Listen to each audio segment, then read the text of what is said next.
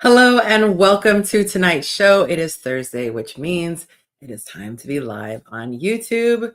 Y'all, I have been so slammed lately. I have been revamping my course that I am doing. Each time I do another version, I try to take it up a notch and take it up a notch. And oh my God, I didn't bite off more than I could chew, but I bit off a really big piece. And so I'm super excited for the girls who are in my June group because they are getting the best of the best so far. But my goodness, I am putting my blood, sweat, and tears into it. And a lot is going on. All right, I've got my buddy Willie here. Let's bring him to the stage. Thank you, faithful friend. I couldn't speak. We'll see if you got audio this time. Oh, it's muted. But I couldn't hear the first time either, so it must be something else. Oh, very lightly. Oh, okay. I think that was me. My sound was down pretty low. But yeah, your sound isn't what it normally is. I can hear it sound, but it's just kind of low. All right, how about now? Much better, much better. It would probably help if I pulled the mic back out. Yeah, that might be a good thing. Yes, my bad. my bad. So earlier today, I was so sad. I saw a post, not to start on such a sad note, but Ananda Lewis from MTV. Do you remember her? Yep. Breast cancer. That's so sad. I'm gonna put her up. Or not her, but the title. So people come in, they're like, what are you guys talking about? Yes, it was really sad. She had that video, heartfelt video, and she was talking about getting mammograms if you have not. She was worried about the radiation coming from mammograms, but she said, interesting, if they do find something, you have to go into, I don't know the name of the other thing, but if you have to go in that, it's like 60 times the radiation of one mammogram. So she thought she was doing herself a favor. Her mom had it. And so she thought she was doing the right thing by not getting the mammogram. But then she ended up finding out when it was pretty far gone. So it was definitely a wake-up call for me. I've gotten one before just because I had a false alarm. Thank goodness it was false. But I'm like, okay, I need to be more religious. I didn't know that women who are Black are supposed to start at like 40. I think one person said even 35. Like we're supposed to start sooner than everyone else. Yeah, Black men are supposed to get their prostates checked faster than everybody else too. Thank you for saying that, because that was in the comments too. And so, be reminding my buddy, my buddy for life, that he needs to make his annual visit. So hey, listen, I got a doctor for him. She's got real small fingers and she's gentle. Remember, you said you had a very important selection process. The way that I vetted my doctor is the way that I would suggest men vet their wives, because I had to. I needed the smallest fingers possible. Different criteria, guys. He's saying in the same way and in the intensity in which you vet. Not the same. You don't want small hands. You don't need small hands in a wife. You don't want small hands in a wife. Oh my goodness. Thank you, Pterodome. He said the same thing. He said, Black men, get your prostate checked. He said, what up, folks? Yonci, thank you for the energy, you guys. I can't see you, obviously. Well, I can see Willie, but not you guys. So in the comments, your energy comes through. Thank you very much. I will take every last exclamation point. And he said, steaming Willie Beeman. I like that because he's coming in hot. Is your sweatshirt something you can tell me what it says without getting in trouble? Oh, it says it's a good day to get paid. Oh, okay. I was like trying to think what it could possibly say. What? I keep the crazy stuff, off. I appreciate it.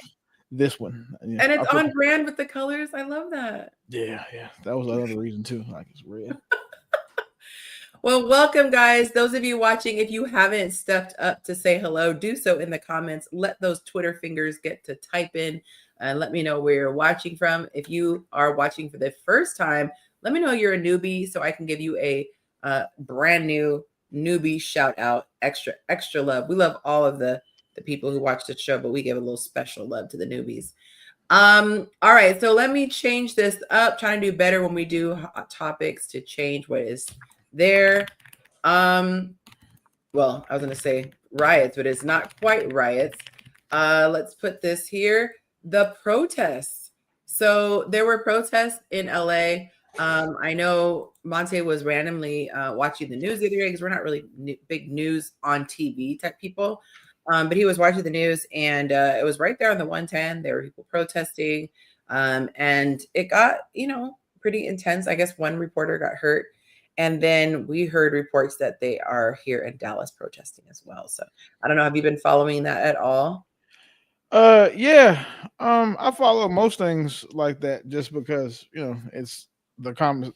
That's probably where I think I have the most commentary, like on the political spectrum, Mm. dealing with my my I future forgot plans who I are. was talking to.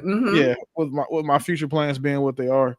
But so far right now I'm just being funny about it. Like, y'all are protesting, waving the flag for a country that you don't want to go back to. That shit is wild to me.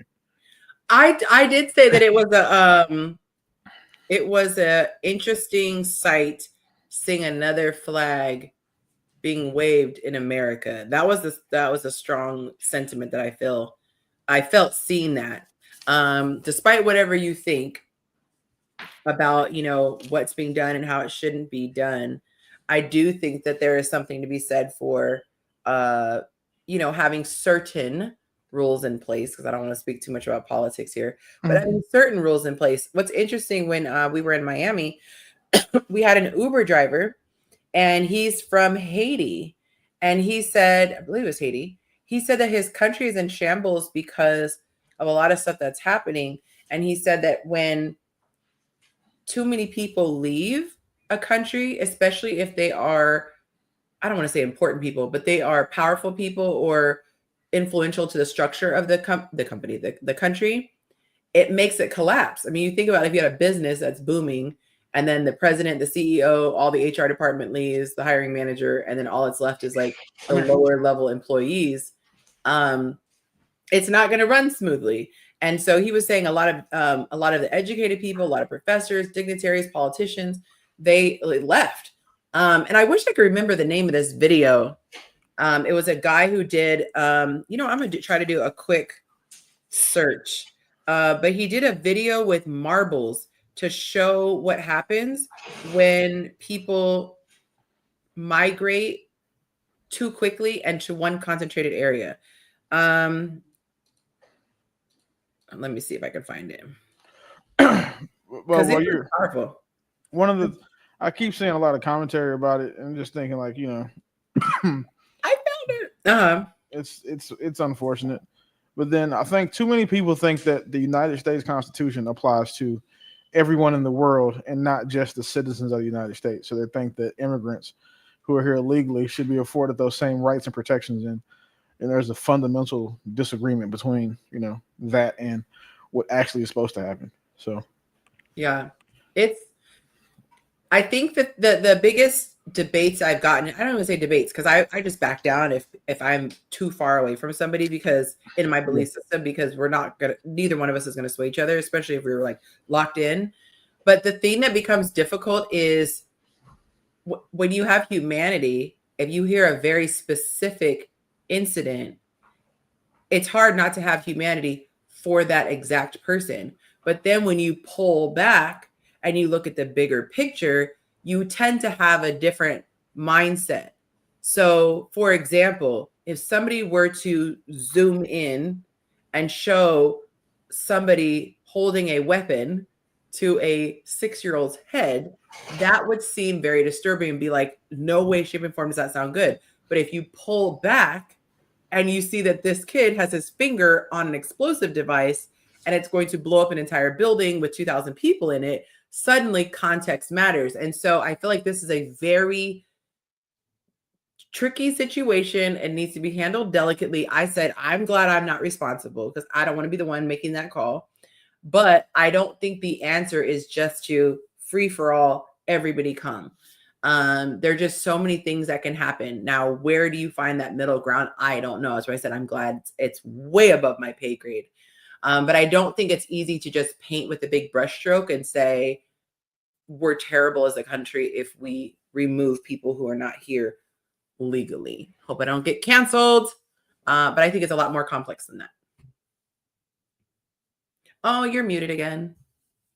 So that's the popular opinion. So I don't think you'll get muted. for me, you'll get counseled for that. But Really? I feel bad. Yeah, the majority of people actually are agreeing with this, like 60-something%. But the other side is, doing what they do.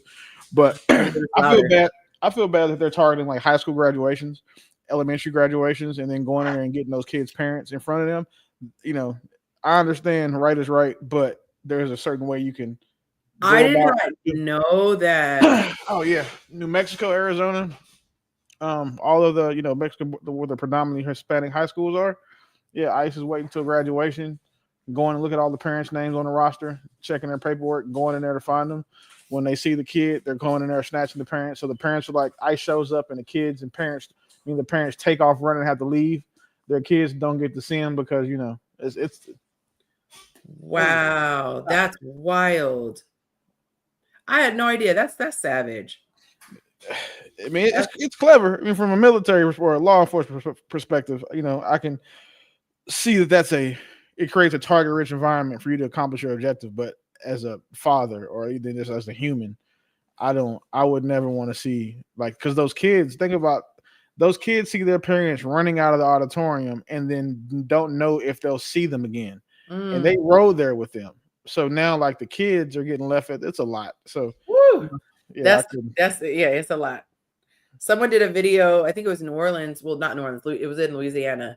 And somebody, I guess there were helicopters flying over, and all these people took off running from the job site. And what was crazy was they were wearing bright colored shirts, because a lot of people in construction are wearing bright colored shirts for safety. And I was just like, oh, it's the worst color to be running around in, with this bright yellow, and you're in like a natural background.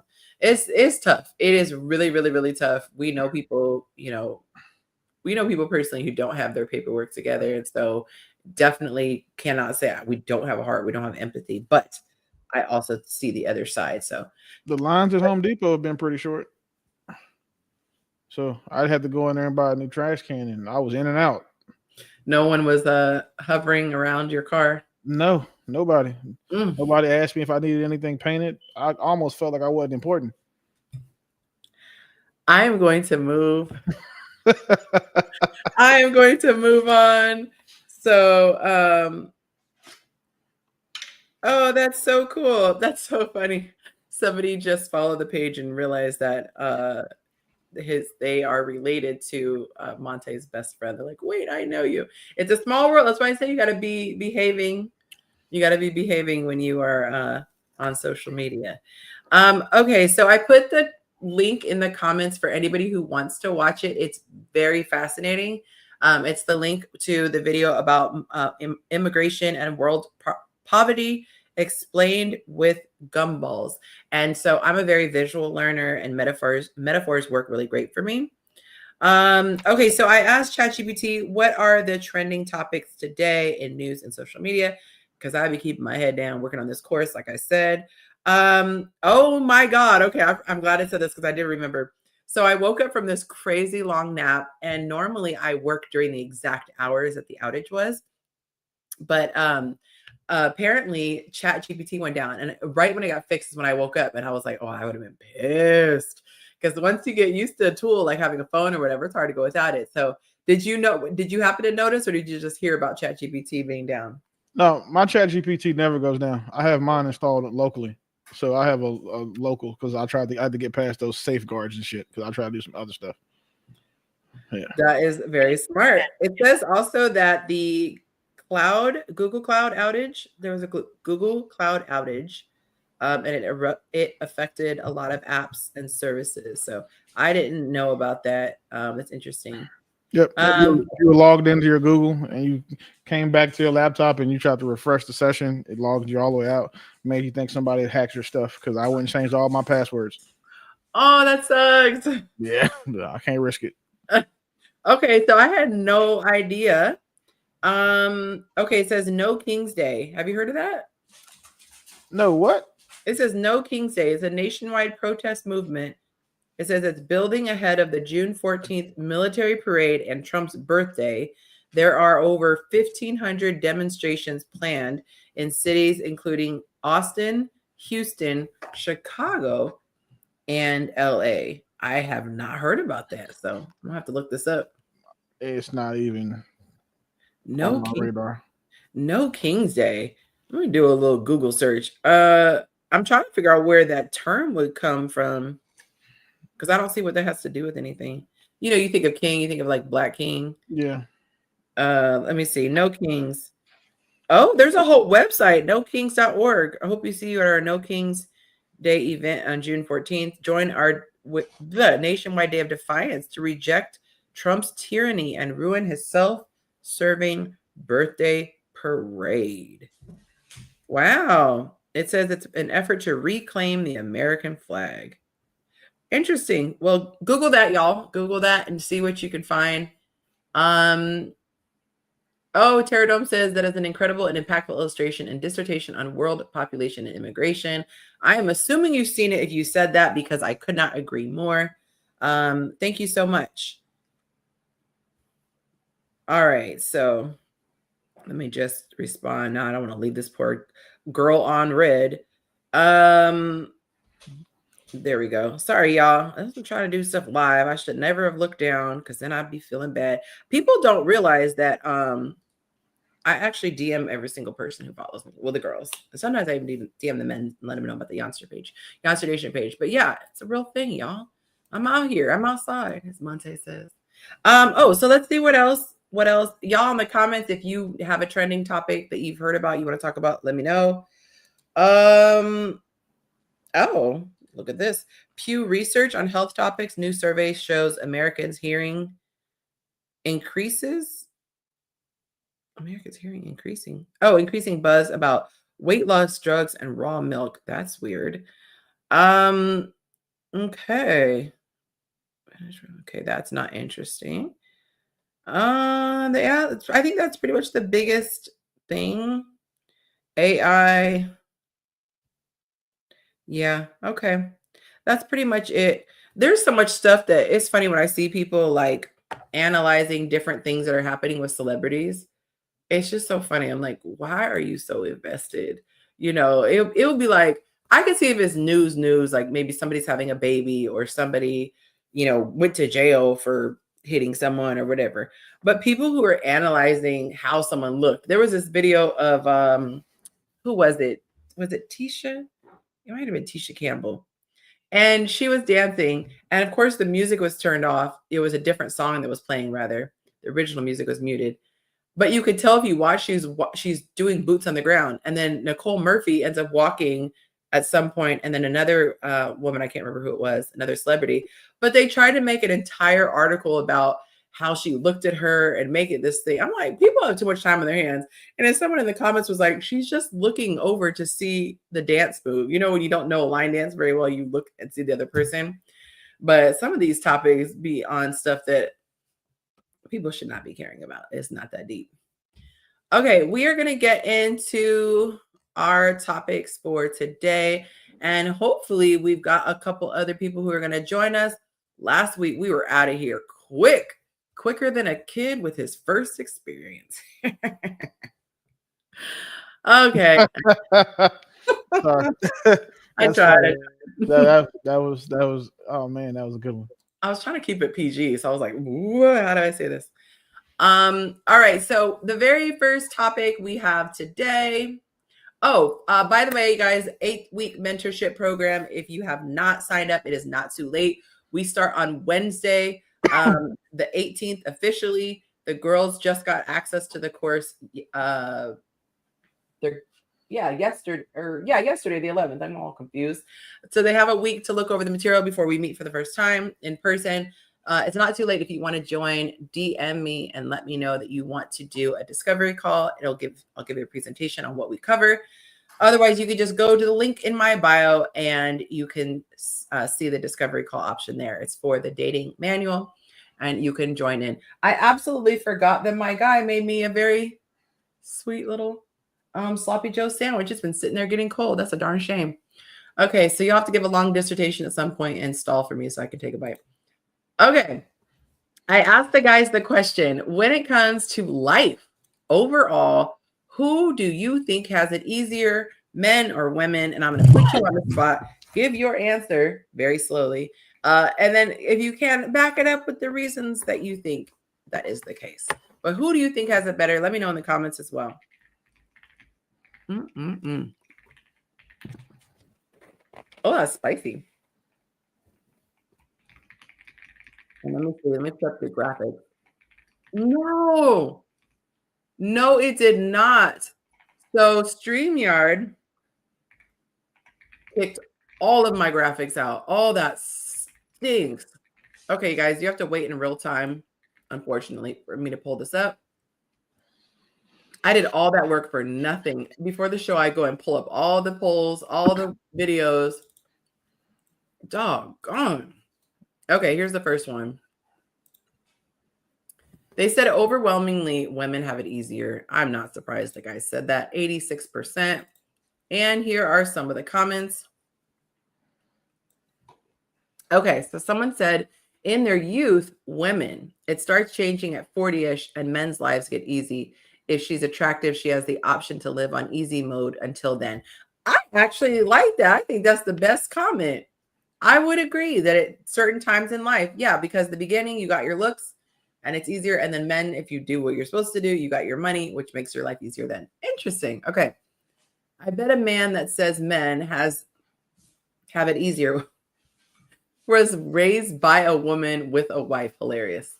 Someone else said, I say men because there's so much pressure on them to perform and excel at whatever they're doing.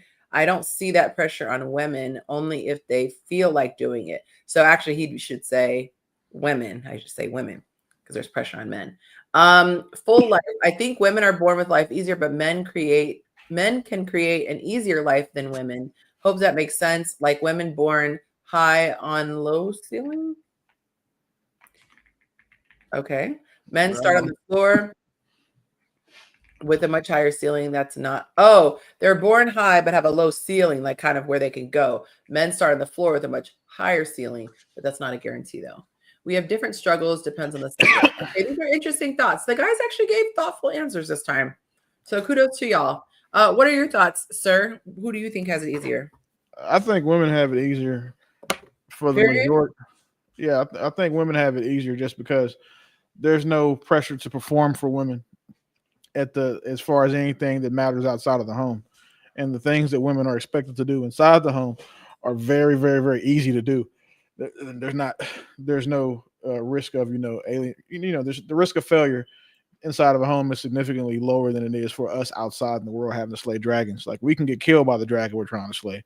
Yeah. All she has to do is support the man killing the dragon and take care of the house. And so I would say, like Buddy said, as men get older, we get it easier because we come into our own. We've earned, made some money, earned some status, made a network. So, we're valuable to society. But from 10 to 30, I think women have it easier. And then once they cross that 30th threshold, it's just downhill from there. Yeah. Downhill. Okay, so I have uploaded 3 of the polls and videos. Sorry, y'all. I hate that. I think the page refreshed, and when you do that, it makes you have to upload everything in. There's so many things. StreamYard, please consult with me if you want to know how to make your platform better, because it's kind of frustrating. And then I think I texted you how they told you, oh, you get these new studios and you can set it all up. So I went in and set it all up, and it doesn't matter what you do to one studio affects the other studio. So I was like, there was literally no purpose in doing that. Yeah, that was crazy. Okay, so let's get to the next question. Oh, there we go. Okay. Would you be upset if this happened to you? Let me go ahead and put the video up. I'm gonna give you the mic, bro. You ready? It's either yes or no, brother. What you gotta say? Yeah. Oh!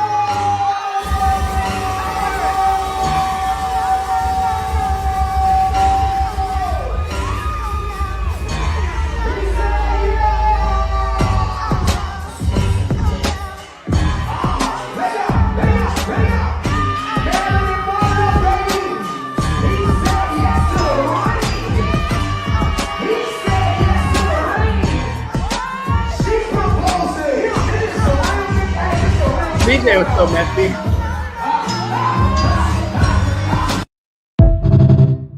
The DJ knew what he was doing. He was being messy. He's like, she proposed to him. Oh my God. I don't have to ask you the question. Anybody watching the show who's watched for any length of time knows we don't have to ask the question. But for the sake of the show, Willie, would you be upset if your woman proposed to you? I can imagine we show somewhere your girl gets on one knee. You would be like, you'd be so mad she took the opportunity from you. But go ahead. Let me let you speak your truth. Yeah, that's not when I want my woman on her knees. It's just not. It's one of those things where, like, I think a lot of times when that happens, it's because like the person wants to do it in front of people to kind of like try to force the man's hand.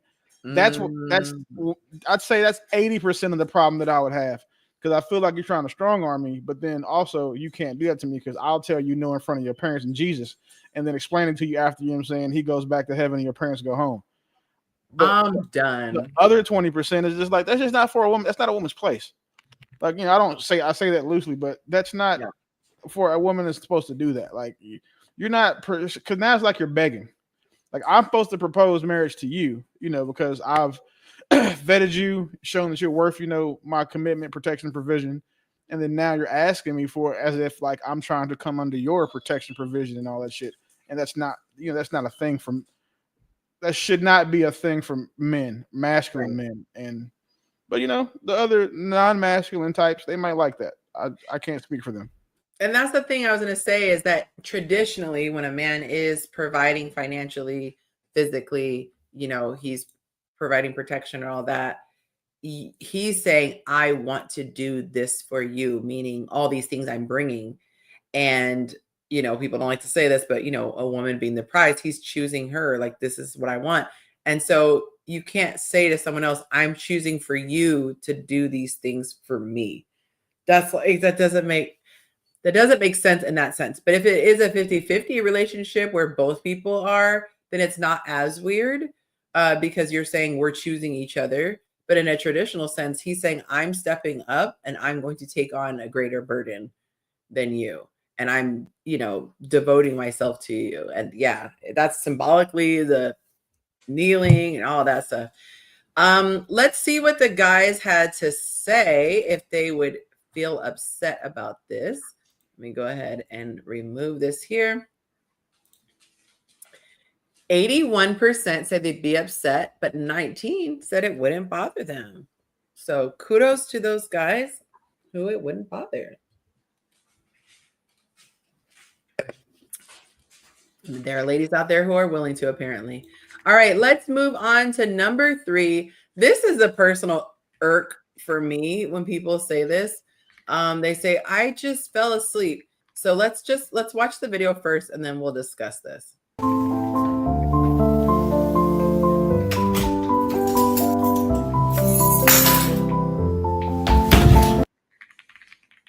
I had a guy who used to always say this. He used to be like, I just fell asleep.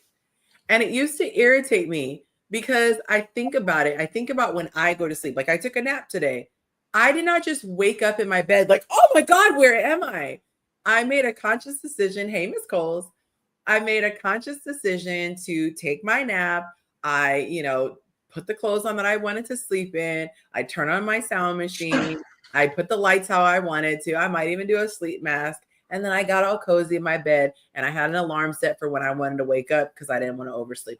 People who act like, oh, I just fell asleep, I just don't buy it unless you are a narcoleptic, if I'm using the word correctly. If you have narcolepsy, you'll just pass out wherever and you're like, oh God, how did I end up here? So I just feel like it's an excuse. I know you came in right after the video was shown, but he was making a joke. Would you like to see it? He was making a joke about, I fell asleep as soon as I got home. And that was the first.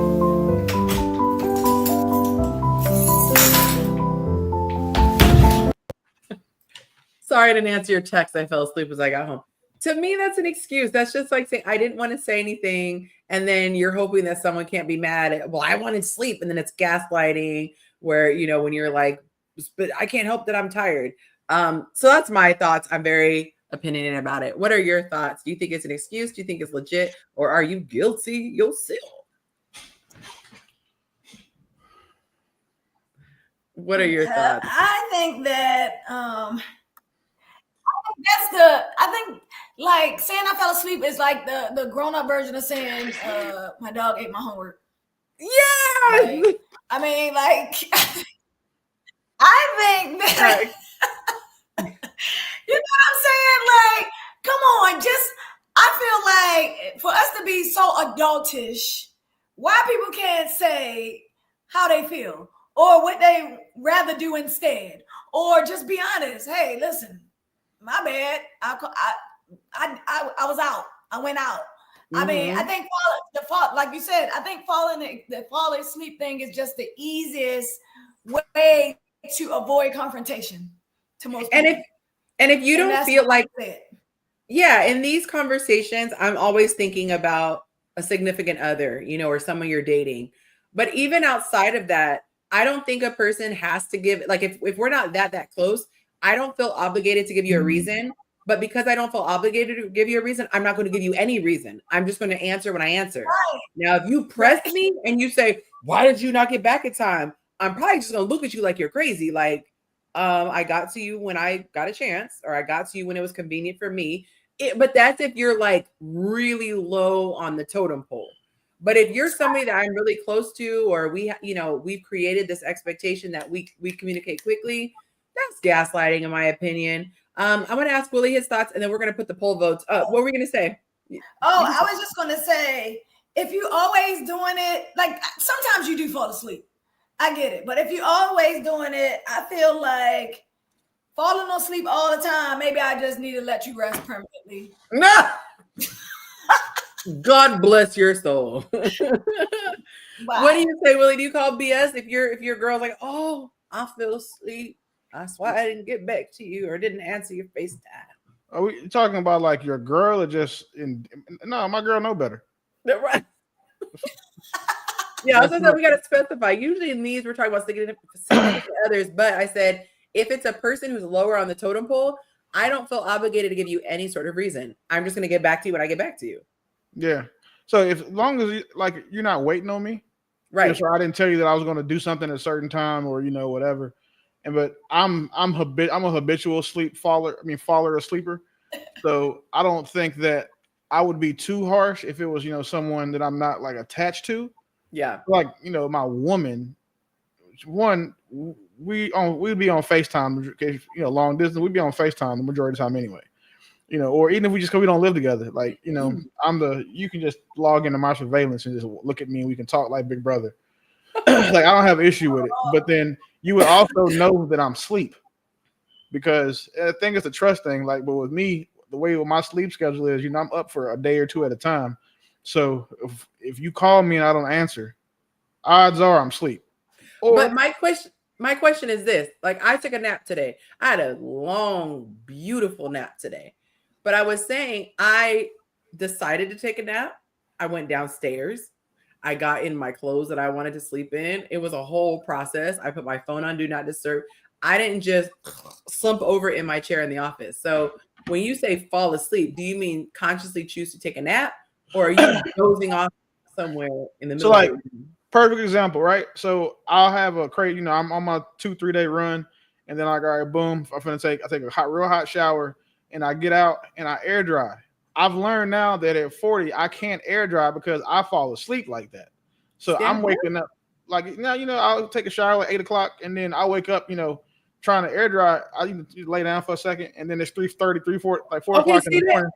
There we go. You lay down. You put yourself in the bed. Oh, even if I'm just like tired and I'm sitting, like, my chair reclines, it's got a footrest and it massages.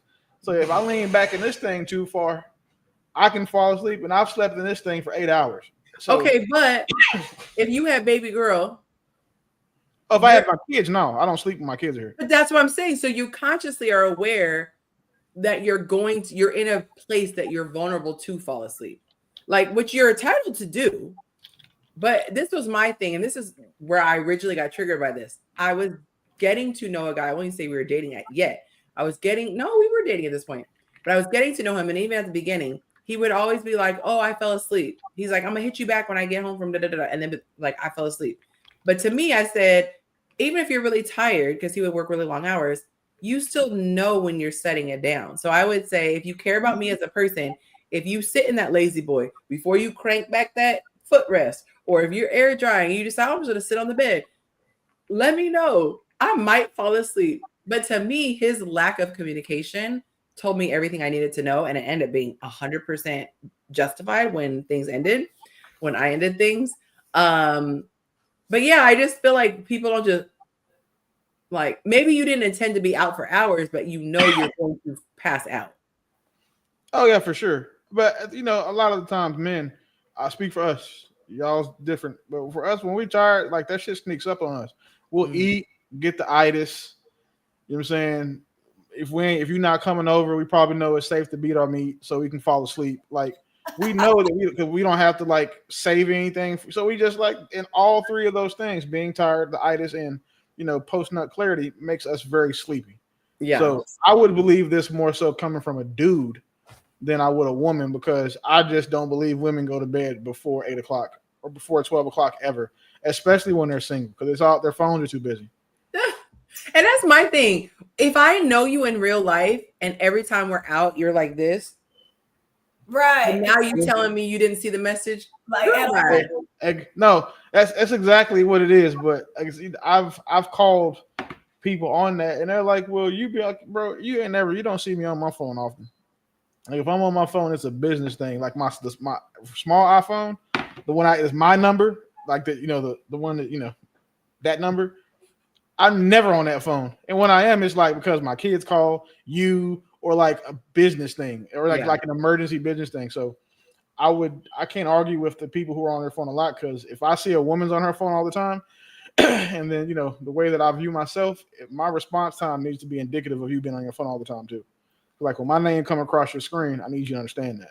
Like, hey, if I took the time out of my day to message you, I'm expecting a prompt response. Unless you're like me and you keep forgetting to turn the do not disturb off of your phone. Mine goes on at 6 p.m. So trust me. Oh my god! Prompt response, Willie. You said it to a text message text message to a woman that always has her phone in her hand. Damn near immediate. Your phone is in your hand the majority of the day, and this is what's messed up about iPhones. Our screen time is on whether or not we like it, or not. So it'll tell you how much time you put on the phone. And if you look at people, 8 hours, 9 hours a day. So you got someone with this high ass screen time telling you that they didn't see your text, they don't like you. Yeah. Like it's, I think a lot of guys miss that about women. They don't have a grasp on, if how to tell like if a woman really likes them, or being able to be like, hey, I should just date women that that mess with me. Because if I did that, I probably wouldn't have such negative experience and views on women. But what a concept. It makes. Sorry, I was trying to send a message. It's hot in here. I need someone to turn the air down. I appreciate you coming, girl. We missed you last week. My goodness. Your energy is definitely appreciated. And I'm about to get to all these comments. I got distracted. I'm in them streets, honey. All my friends want to go places on Thursdays now. I'm like, it's the summertime. Is it me or did you get a little sun since you were here last? Girl, no. So what happens is, this just like in the wintertime, I'm allergic to sun. So in the summertime, I be getting like, I look light skinned in some spots. Yeah. Oh, you got that Michael Jackson. Yeah. That ain't what it's called. There's a Boondocks episode about this. It'll start getting light, and it's bad too. Well, the Army pays me for this, but it gets bad to the point where like it'll start itching, or so. I tell people I'm allergic to sun, and it'll burn, and they give me cream. So by the time August come and we on there, it'll be like all around here like that. You guys look like Buddy from Dead Presidents. I'm done. I have been tanning. I still can't get rid of this doggone tan line from the cruise. I've been sitting out every day. Well, now it's been raining, so I can't sit out. But I have this big old line, and I'm like, I just want this line to go away. But I've gotten so dark, and you could see when I take off my my Fitbit. I even started tanning without it, so it was even whiter than this. And then my ring line is crazy. But I'm trying to get out this light skin status at least for the summer. I love when beige people talk about getting dark. Right. It's so cool. It's so funny to me. I mean, before I was like this, and now I'm here. So this is a step up. Chipotle paper bag. I get it. Right. I can't. Let's see what the men had to say. Is an excuse. Oh, it's very neck and neck. 52% said yes, it's an excuse. Texting takes seconds. 48% said nah, I fall asleep instantly. Let's see what good people are here in the house. Dee's in the house. Hey, Delicious, good to see you. Falaka is here. She said falling asleep can be an excuse. It happens. However, is the person falling asleep? So good to see you guys. If you haven't done so already, please take a quick second to smash that like button. It looks like 3 of you have done so already, but I'm going to need the rest of y'all to go ahead and hit that button so YouTube knows you're enjoying the show. Oh, I just refreshed. 6 of you have liked it. So a couple more of you, just if you haven't, go ahead and do that. And if you are on your cell phone, you will have to close the comment momentarily so that you can see the like button and then bring it back on.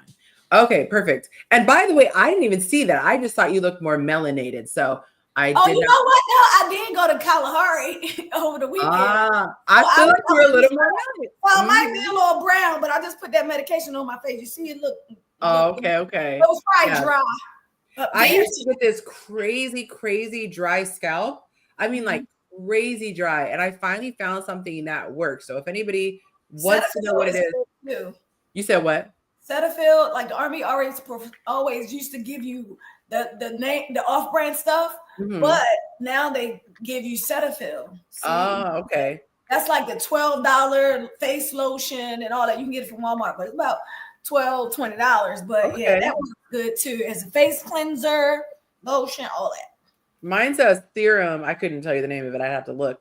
That's why I said DM me if anyone needs it. But it's like a serum, and it's very you use a very small amount of it, and it comes like in a almost like a squeeze bottle, and I'll drip it right on my part, go all the way around here, because I would just be so dry. My skin would just dry out, especially in the winter.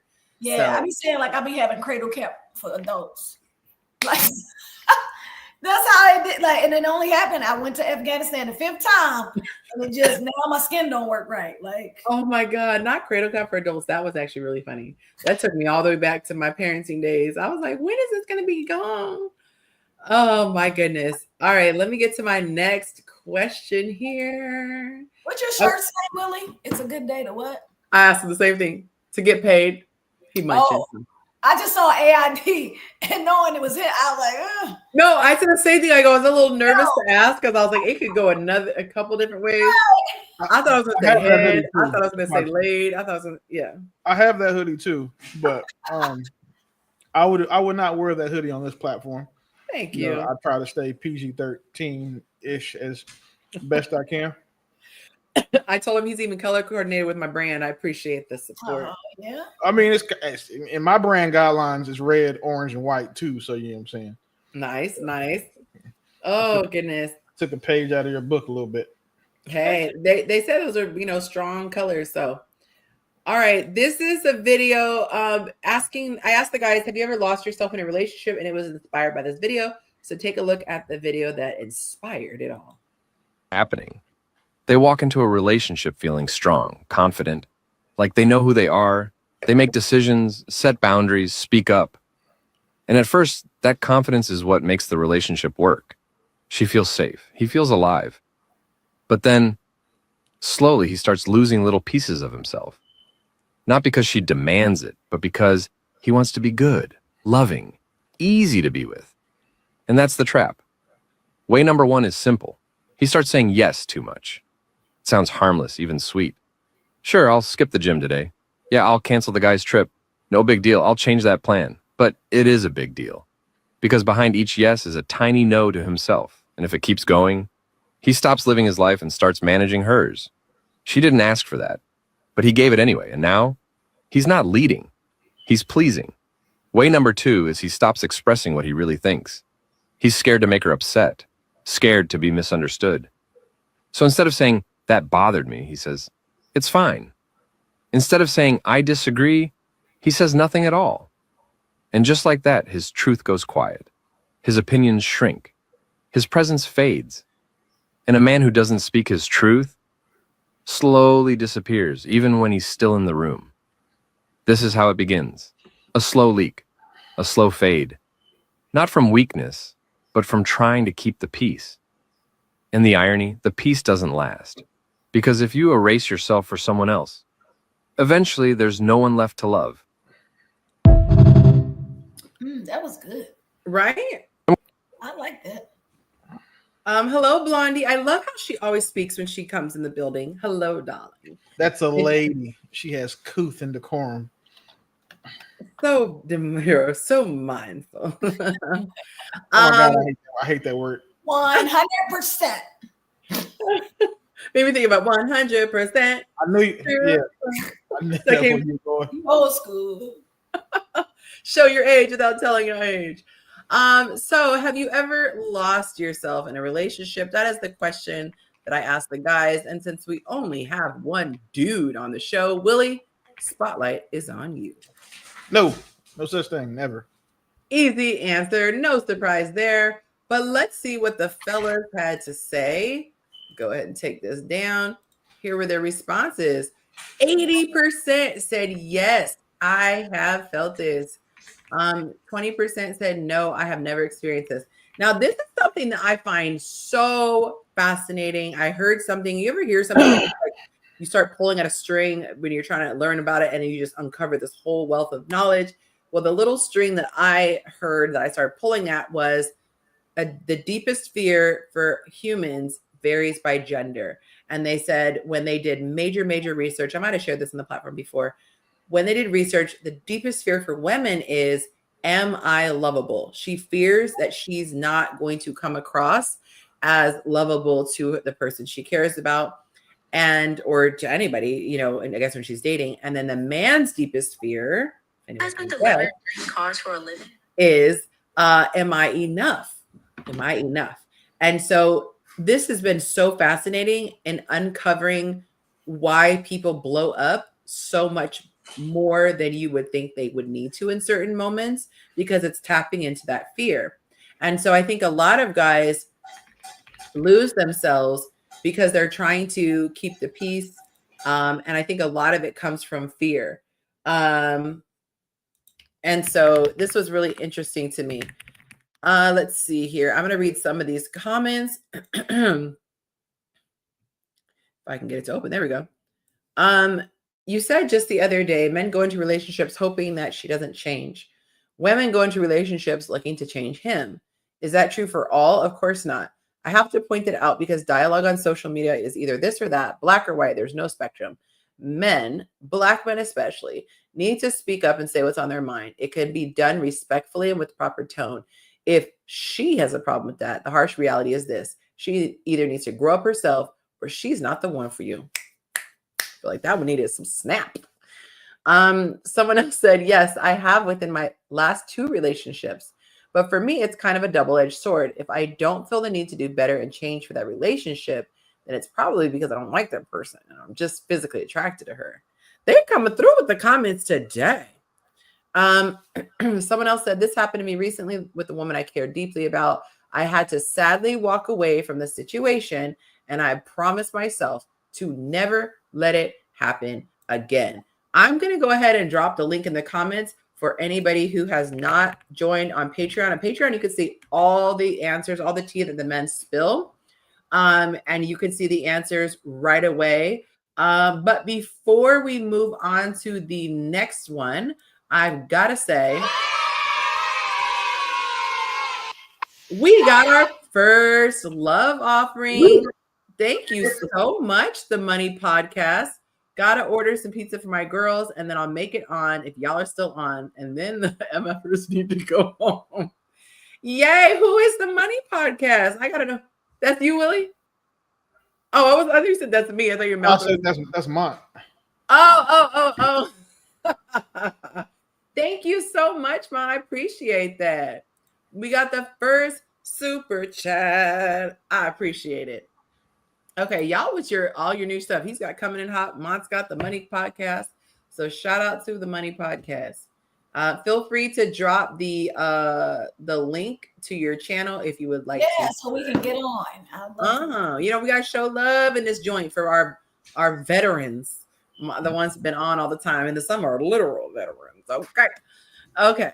Well, actually, all of them, all right now on the show are veterans. Okay. So let's take this one down. And our last question is this. So I thought this was silly, and I, of course, had to look inward and be like, do I ever do this kind of contrarian type of stuff? All right. So this is the next one I asked. Have you ever experienced this when you are with a woman? Of course, there's a little humor to it, but I think there's a little truth behind humor. Oh, we didn't answer that one. Oh, Okay. the lost yourself? Yeah. Oh, yeah. Remember 80? No, but I didn't know if we had to go further. Sorry. Oh, that's okay. Yeah. 79%. Oh, sorry, that's the wrong one. 80% said yes. Oh, Okay. so it was just a man question. See, I don't Oh, know. yes. I'm sorry. But you could say if you lost your, I think a lot of women do that. I think a lot of women. It was like self-explain, kind of like, yeah. Yeah, but you could share, because I was just talking to someone about this yesterday. They just give until you're like a shell of yourself and you don't even recognize. But yeah, feel free. Mm-hmm. I think that, I think that, and on the women's side, because I only say that because I know we a lot of women on here too, that a lot of times we make these, like the video was good because, you start making these little compromises. Oh yeah, I'll do this. Like you talk about for the guys, I'll miss the gym. I'll do, kind of silencing your voice or keep the peace, or like me, I feel like I've always poured into people who wasn't pouring into me to the point where one time I think I got so flustered and I think I poured so much maybe over time that it just caught me one day. Mm-hmm. And I just started crying out of nowhere. And I'm like, my glass is empty. Yeah. You know what I mean? Like it was so empty. And it was in here one day. Obviously it's just me. And I'm like, dang, like I don't have nothing coming in. Yeah. Like, you know what I mean? In the relationship. And I was like, and then, you start questioning, why am I still here? Why am I around? Whatever. And I know they say, it's not what they say. What's the saying? Like, it's not 100% in a relationship. Mm-hmm. It's not 50. Some days it's not 50-50. You give what you can give in it. Yeah. It's 64. Whatever the person give, you got to be able to get the rest, whatever that is. So I started looking at it like, well, maybe, we started playing the blame game and oh man. So yeah, I definitely lost myself. You can relate. There was a video, this girl did a demonstration with water. She was holding like a 12-ounce glass or whatever those tall glasses are. You have your 8-ounce and the tall one. And then maybe it's a 16-ounce. I don't know. And the other was a shot glass. And she said, sometimes we can be upset at somebody because the 16-ounce, we're pouring into this person. To them, it's overwhelming because then it showed it was like splashing over the capacity of the 1 ounce, right? The 1 ounce shot glass. Then when they are giving all of themselves, it's like, bloop, and it's barely, it barely covers the bottom, but that's all of themselves. And it was a really good visual metaphor where sometimes you either can take it as we're just not aligned because maybe you're very emotionally in tune and very emotionally intelligent and they are just like not. But it's up to you to decide if it's worth it or not. So you might say we're so misaligned, that I'm going to walk away. Or you might say, you know what, this person is really, really great in these areas. And so they don't show up in this way, the way I want, and I'm going to work through it. But definitely different levels of giving on some levels. Okay, thank you for sharing. All right, we're going to go to number 5. Have you ever experienced this? And here's a video to explain. So she's picking tomatoes or apples, whatever. She pulled it out of the bag she picked. Nope, not good enough.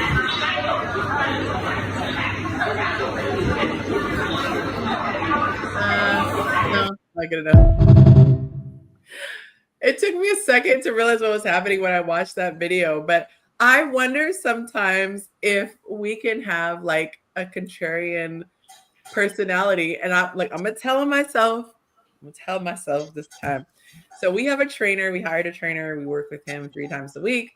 And I don't know what it is, but when Monte gives me critiques on my form or whatever, I get irritated. But if it's coming from a trainer who this is what he does, it doesn't bother me. And so he could be like, oh, you need to bend your knees or don't arch your back. And then that sounded funny.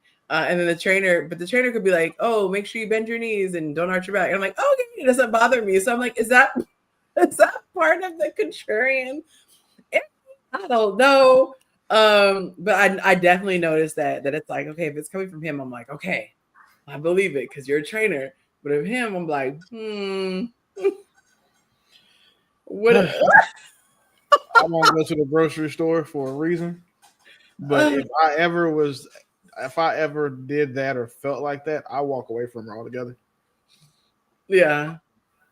Oh Yeah, gosh. I like to know that there's a chance, for the rules to apply equally in our relationship, in some areas. And that's just one of those. If I can't pick tomatoes and then I find out that you just don't like them because I'm the one doing the picking, no, I'm taking you back to your daddy house. Woo-wee. Yeah, that's terrible. Yeah, I'm gonna look at some of these comments. Let's see here. There we go. Okay. Oh, this guy said, yes, it's usually the college educated or boss chicks.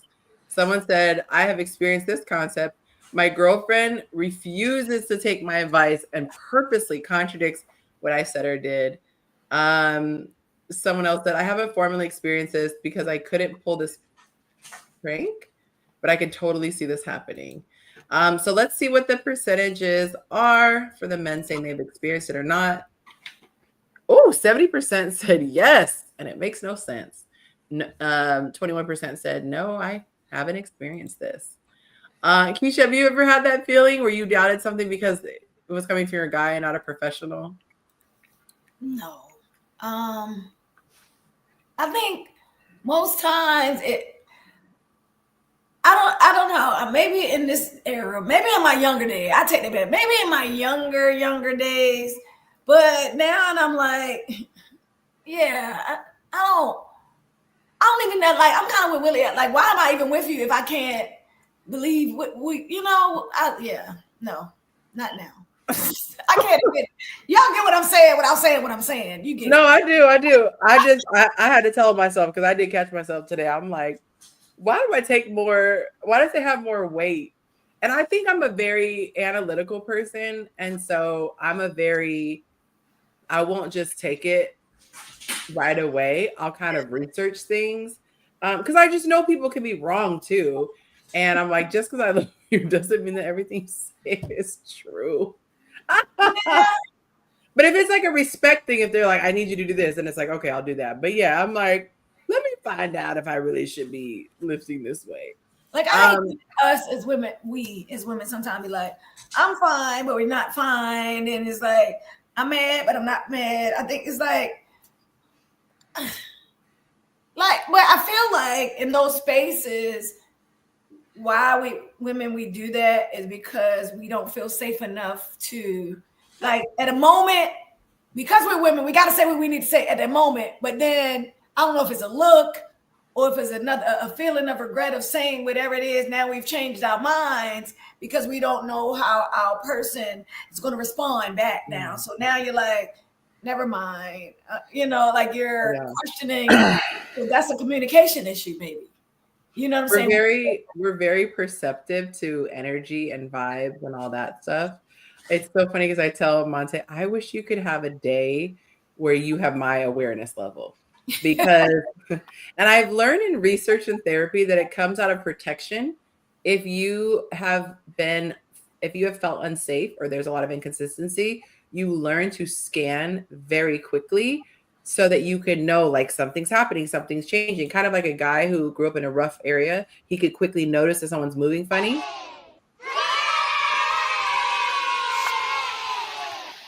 We got a love offering from the beautiful Lynette. Thank you so much. $5. Love offering. That's crazy. You said what? A love offering is crazy.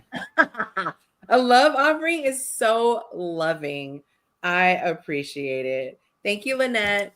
But I was just saying, like, I can notice things. I notice if you sigh.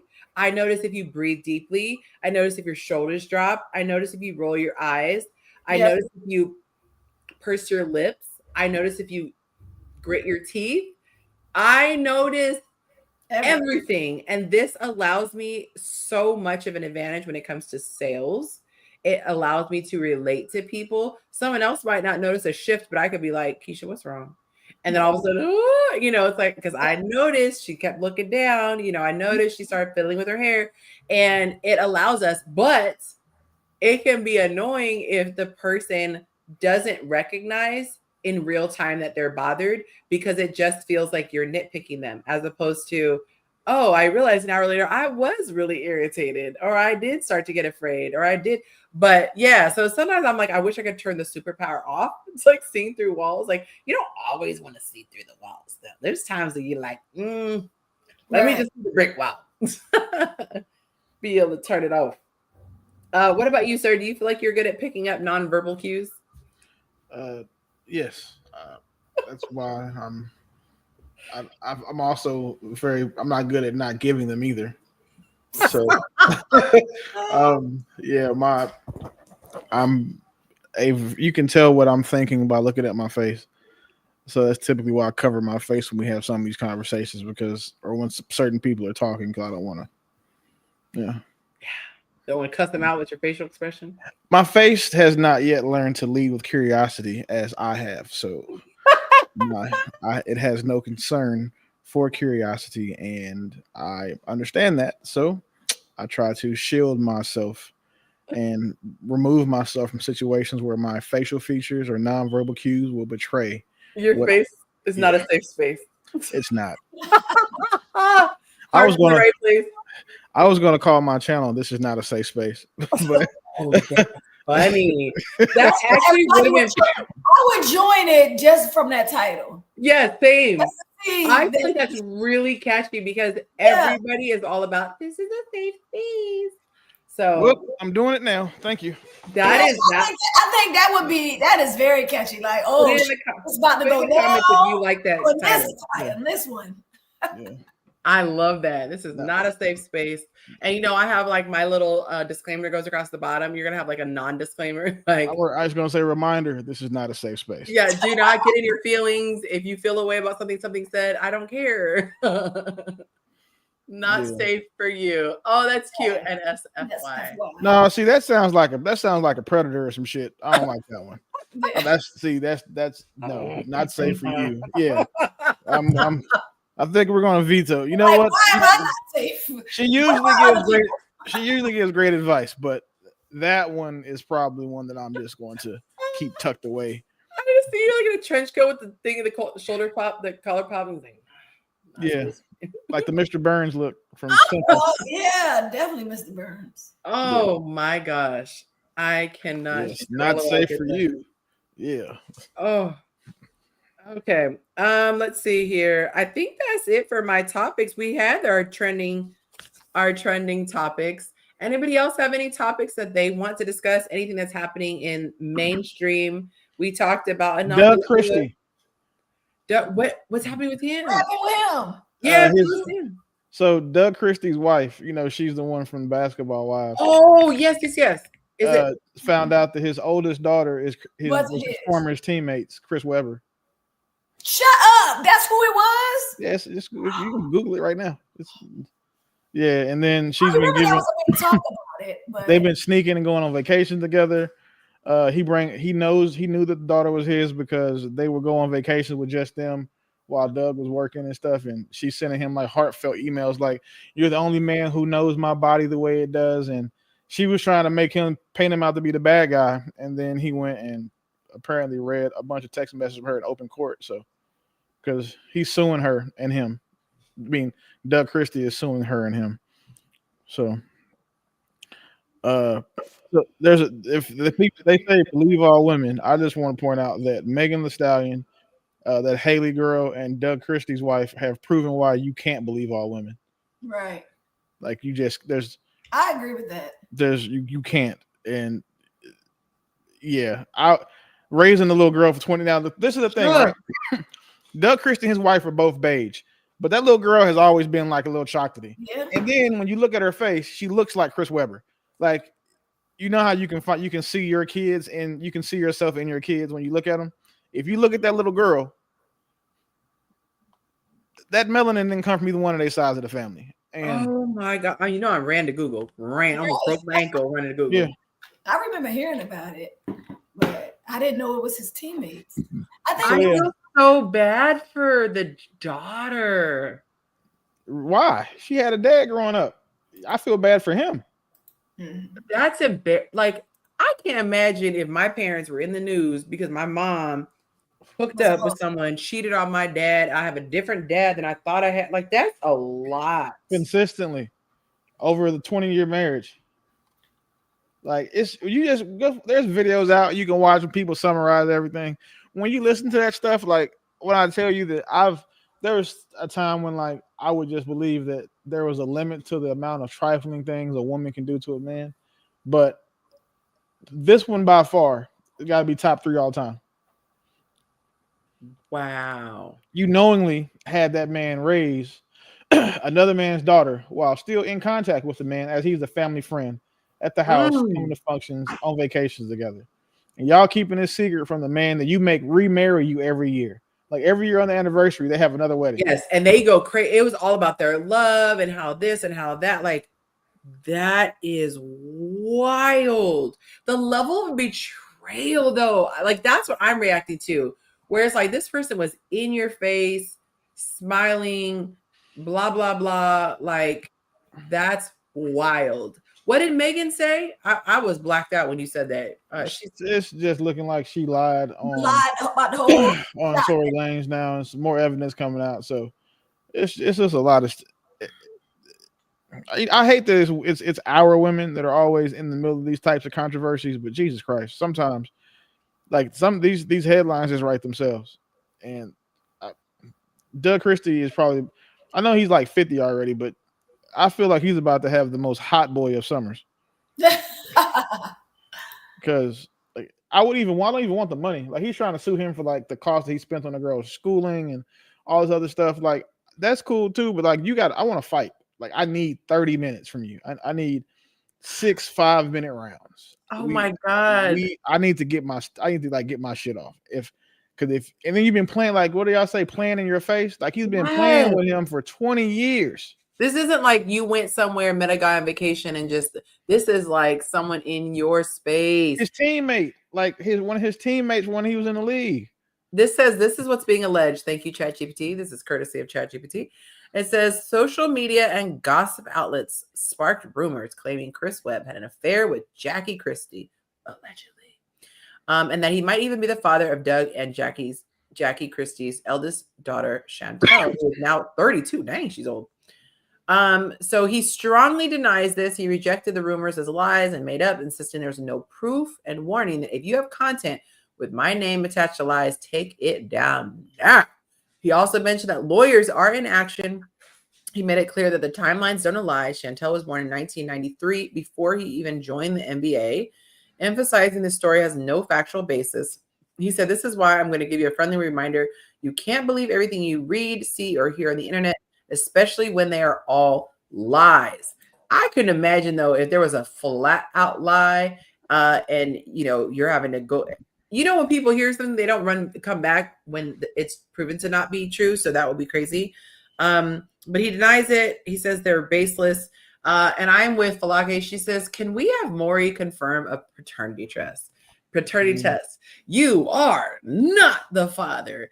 But who is the father is mine. Congratulations on 2 wonderful little girls. They are his. He's not denying it. And he is parenting them. He is a real dope daddy, although his internet is not dope right now. His internet has him looking like an etch-a-sketch. We can't see me. You're frozen, you're pixelated, and your audio is going in and out.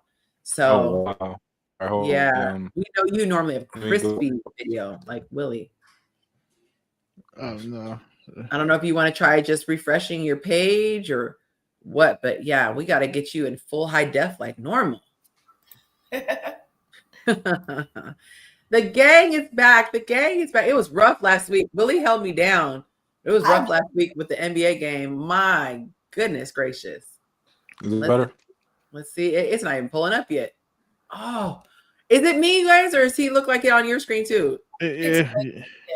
He got the dial up right now. He got the etch a sketch going. There we go. Oh, we got a little. So weird. You don't hear me? Yeah, the sound is better. It's funny because it looks like one of those slow motion. It's like the opposite of time lapse. We're just seeing like a couple frames at a time, then it's like catching up. Wow, everything looked normal over here. Oh, that's crazy. Like business as usual. Falaki says it was rough. I was like, where is everyone? No, for real. I was like, y'all, but I'm not joking when I say y'all bring the show. All your energy is amazing. So you guys were missed. Come on, Curls. Now that I see you in a slightly higher depth. Come on, Curls. Yeah, we trying something new until I leave vacation, which is in 10 days. So I think I like it. I say I think because I can't really see. It's fresh. It got to settle and that type of stuff. So yeah, once I can actually see clearly, I'll give you a full compliment. But I think I like what I see. I just can't really see yet. So have you been keeping up with this titillating story of Doug Christie and Jackie Christie? Willie was bringing us not at all. Allegedly, rumors are swirling that she not only had an affair with him for a span of like 20 years, but fathered her oldest daughter with him. And so he's saying it is absolute bull crap and keep his name out your mouth. But that's what you meant. Chris Webber, right? Yes, sir. Mm-hmm. Chris Webber, right? Yes, sir. Is this like something that we're finding out about, or is this something that Doug Christie is also finding out about with us? That's a Willie question. Yeah, it's supposed to be something that Doug Christie found out about and is, going through all these lawsuits and shit for. And one of the I noticed is that he was like saying the timeline doesn't add up. Yeah, it sounds good, but I want to see, the court transcripts and documents. I mean, there is a court filing you can look up. So, I mean, I want to see what's coming out of those depositions and all of that stuff because, again, so him being a daddy, okay. The fact that she's like funneling money from their family foundation to him and all those other alleged things that she's supposed to be doing, that's the part where I'm like, oh, wow. Interesting. That's funny when money gets involved. Yeah, I mean, you got to pay their side chicks to be quiet all the time. Like, yeah. But I ain't never seen one pay a side dude. That's interesting. Well, in other news, despite me not being super duper disciplined with my food choices, I have been meeting with my trainer on a regular basis, our trainer, and your girl is officially down 10 pounds. Very excited about that. 10 pounds with no cocaine that's a great thing. Yeah. So I'm excited to see what's going to happen when I tighten up in the kitchen and get these losses even faster. But shout out to our trainer. He was going by the name of Trained by Trey on Instagram. I have not memorized the new name now. And so you'll just have to look at my story, but I've been posting my journey on my story. I meant to say 10 pounds down. I just put 10 pounds. There we go. We're going to update this really quickly. Okay, perfect. Nice.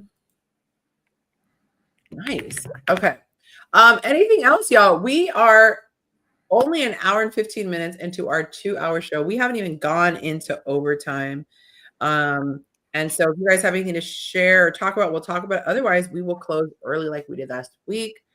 And my groceries are almost here. Let me send a quick text.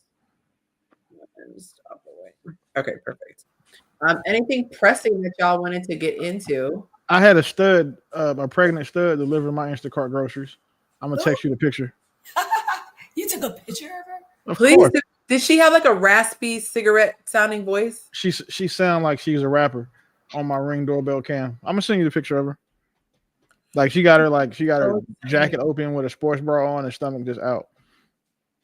I am so excited to see. I'm gonna send it to you. Trust me, I'm finna send it to you.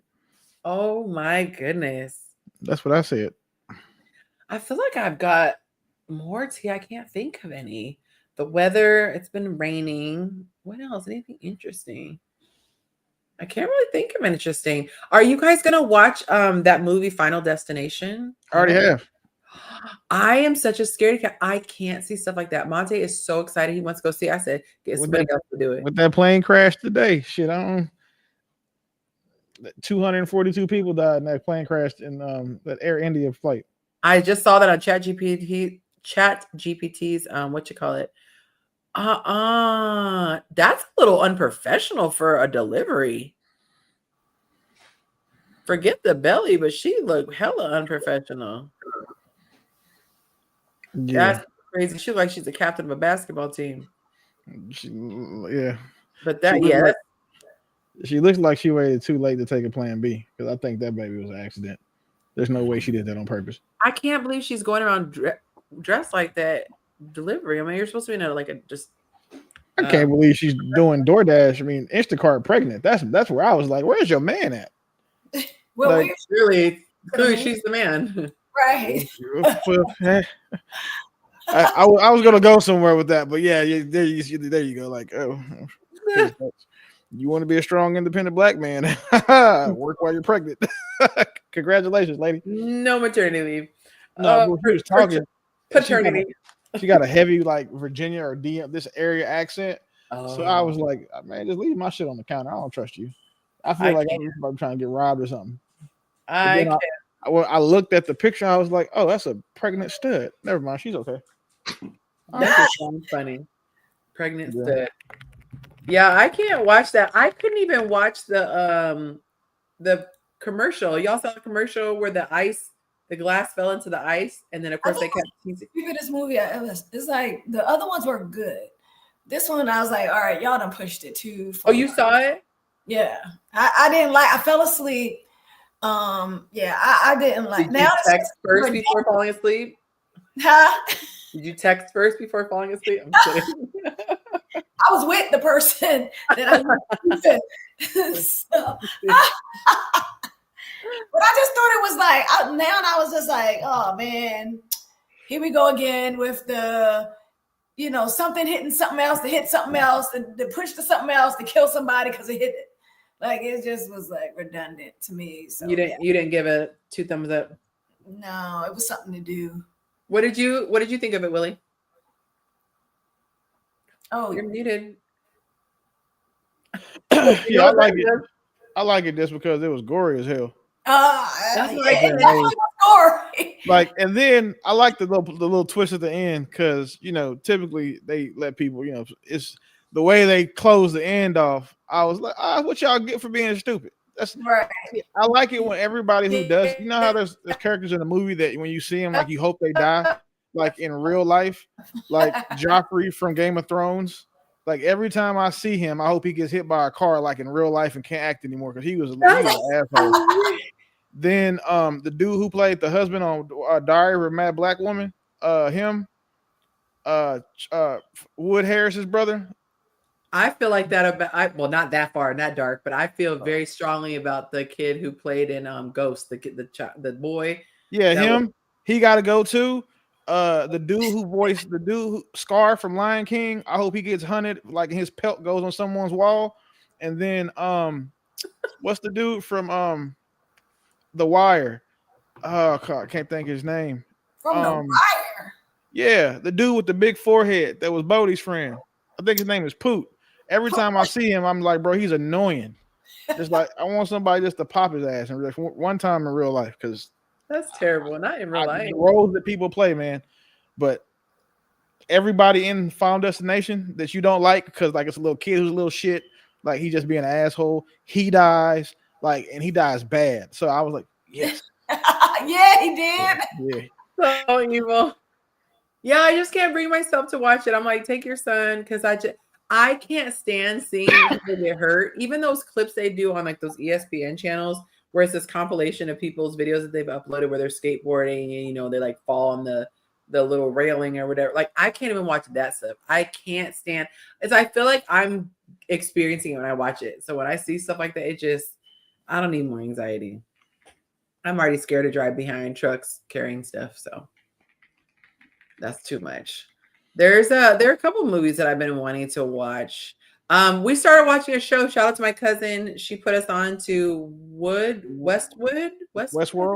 Westworld. Thank you. I keep calling it Westwood. I like it. It has some slow moments, but I was getting into it. I kind of like it. Let me change the banner real quick. Movies and shows to watch. Always pisses me off when it's summertime because that's when everybody goes into hiatus or they start filming for the next season. And I'm like, we need new shows. So any good ones that you guys have seen that you highly recommend to watch? It could be shows, movies, whatever. If you haven't seen it, have you watched The Shy? I don't. Oh, CHI. Yes, it's on season 7. But that show, Monte's you get to watch the characters grow up over these 7 years, and it's like in real time, so you can see like the progression, on the show, and the character development is really, really, really well written. They had to add like some alphabet community stuff to it, but it's still it didn't take away from the actual like the authenticity of the show. So it's really good. Nice. Godfather of Harlem is getting really good in season 4 finally. Mayor of Kingstown, I just rewatched that because that's a great show. You watch Yellowstone? Yeah, I really like that. You watched 1923, the prequel? I wanted to. I watched the first episode, but he's so opposed to anything that's like I forget what the word is, but it's like when it doesn't happen in present time. Yeah, old. Yeah. But there's like a movie name for it, but I can't think of what it's called. He's like so opposed to it. But I wanted to. My brother said it's really good. The 1924. Oh, Dark Cloud said The Departed. That's a great movie. That's Leonardo DiCaprio, Jack Nicholson, Matt Damon. There's a lot of people in that movie. Mark Wahlberg's in it. I don't know if I've seen that, so I might have to go in the vaults and watch it's long. It's a 2.5 hours. The new Mission Impossible came out too. Really? The last one. It's 3 hours long. There's one with Brad Pitt, I think. And it's so weird. It's like a race car driver one. F1. That for some reason does not look like it's interesting at all to me. If you're an F1 fan, it will be. Okay. It's a pretty realistic movie. I plan on watching it. I'm gonna go to the theater and see it so I can have the full experience. But I'm restricted on my movie going.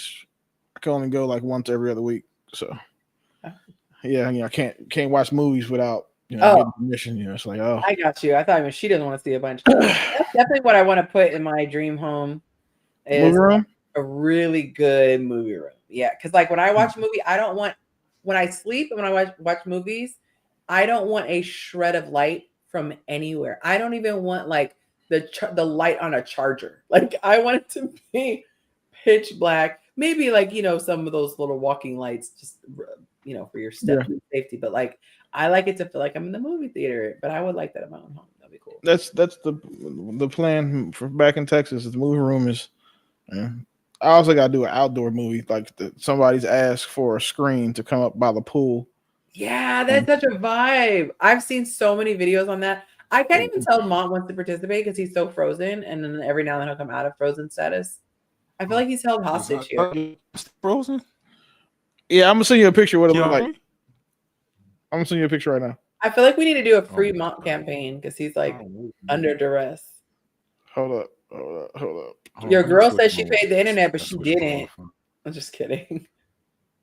Dang. My girl don't pay no bills. I just sent it to you. That's funny. Yeah, you look like you got one of those face scrambler masks on. Right. Our guest here does not want to disclose his identity, but he is joining us today from. That is funny. Y'all know what's good? I'm sorry. I was printing up something for another baker. But I looked at because you said good movie, and I wanted to tell y'all what a baker needed something like emergency. But I love Ballerina. OMG, the new John Wick movie. Oh, it was so. I'm taking actual notes. It is good. The Ballerina. Yes, it just came out last Thursday. And that was good. Is it on TV or it's in the theater? It's in the in theater. theaters. Okay. As You didn't a like you saw it, Willie? Yeah, You of know course. that was good. Come on. Listen, as a diehard John Wick fan, I'm not. It's kind of like this. It's John Wick. I don't want to see. There's just certain things I don't want to see women doing, like fighting and shit. It's just not my Oh, thing. gotcha. I could understand. And then two, it's because it's John Wick. Like John Wick's in the movie, so I mean, My yeah, all dinner. right. But he You didn't, better. it was a good for him to show up at times. Yeah, But but I'm also glad that there's going to be another John Wick movie because they couldn't just leave me with this shit. Like they gave me a Yeah. little bit of John Wick, so I went to go see it, obviously. But like they gave me a little bit of this shit. yeah, But I love John Wick. Who's the guy who That was is it good. Liam I love- Nielsen, I think his name? From He's the one Taken? with Taken and all that. yeah, There's this movie where it's like Yes. a spoof movie and he's joking around. But I was like, I told myself, I was like, I don't play about my Leaf Neal. I can't even say his name now. I'm like, Funny I don't Bill, want- Liam Nielsen. thank you, Liam Nielsen. How do you say? I can't say his name. Liam Nielsen. That guy. I don't want to see him in like a comedy parody. I was like, I need him to stay like menacing. Killing people and saving Yes. and rescuing. Yeah. I was He like, got don't ruin it for me. It's like seeing a really pretty girl farting. Like, don't ruin it for me. Like, he needs to be stoic in my mind and scary and menacing and yeah, all that stuff. So I was like, no, don't do it. Well, welcome. I feel like we need to say welcome now because we can actually see you, Mont. Your hair does look good. Curls are popping. Curls are Yeah. curling. What up? Man, man? fresh. Uh, How you used to take it with the whatever mousse or moisturizer and just I don't know. I went to my hair braider and told her like, all right, just I'm just That gonna looks good. leave it. That Let's looks curl it real or something, and then just So Don't have like some you got girl a jealous. BL or something. we gotta wait till it dry. It's till it dry all the way. So you making a lot of women jealous tonight, bro. oh no, listen. Yeah, I'll give y'all my hairdresser number. Y'all, They don't have the get you hair, one bro. too. That's what I was talking about. Just make me Oh, one man. promise, okay? Don't start wearing contacts. Okay? Contacts? Yeah, don't start wearing contacts. Me? Why would I wear contacts? I'm just saying. And then next thing you know, you're gonna have videos where you smiles in the Damn. camera like this. I'm just Dang, that's saying, crazy. don't hurt him now. Damn. You know, some light gray contacts. Like I thought his eyes were brown. Wow. Jacob brought up sports, so of course we gotta go there. There are basketball games happening. Yeah. So I put sport. Did I say sports?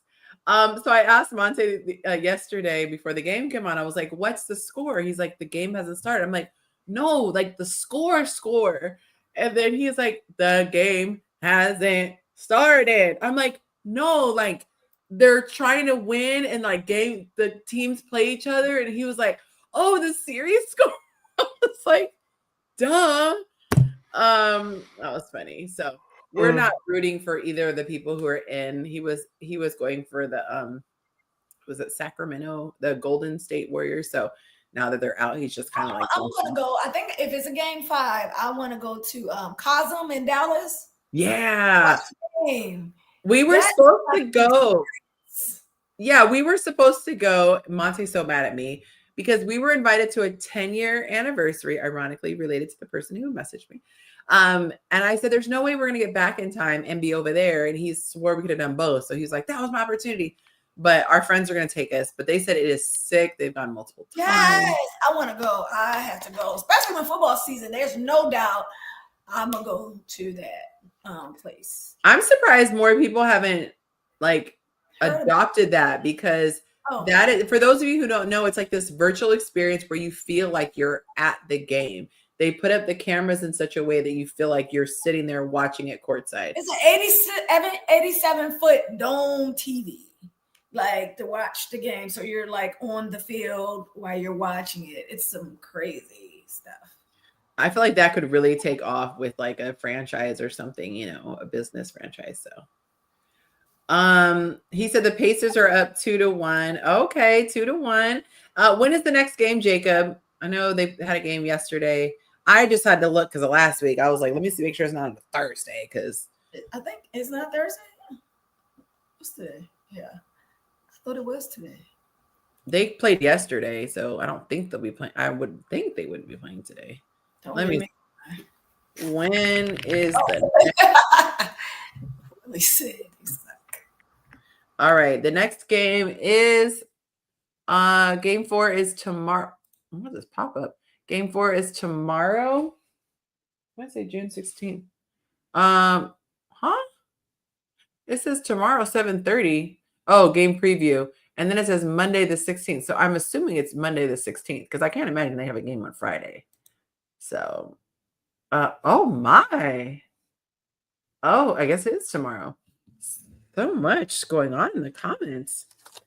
Okay, my groceries are about to be delivered. Okay, so I'll let you guys decide any other topics you want to talk about. Otherwise, we will just end the show at an hour and a half. I feel like it was a good show. Y'all were very engaged. I'll let you going once, going twice, going 3 times. I'm out of respect for Monte. I'm gonna save one. I got something for next week though. But I'm gonna let Monte get some time with his woman back. Oh, that's so sweet.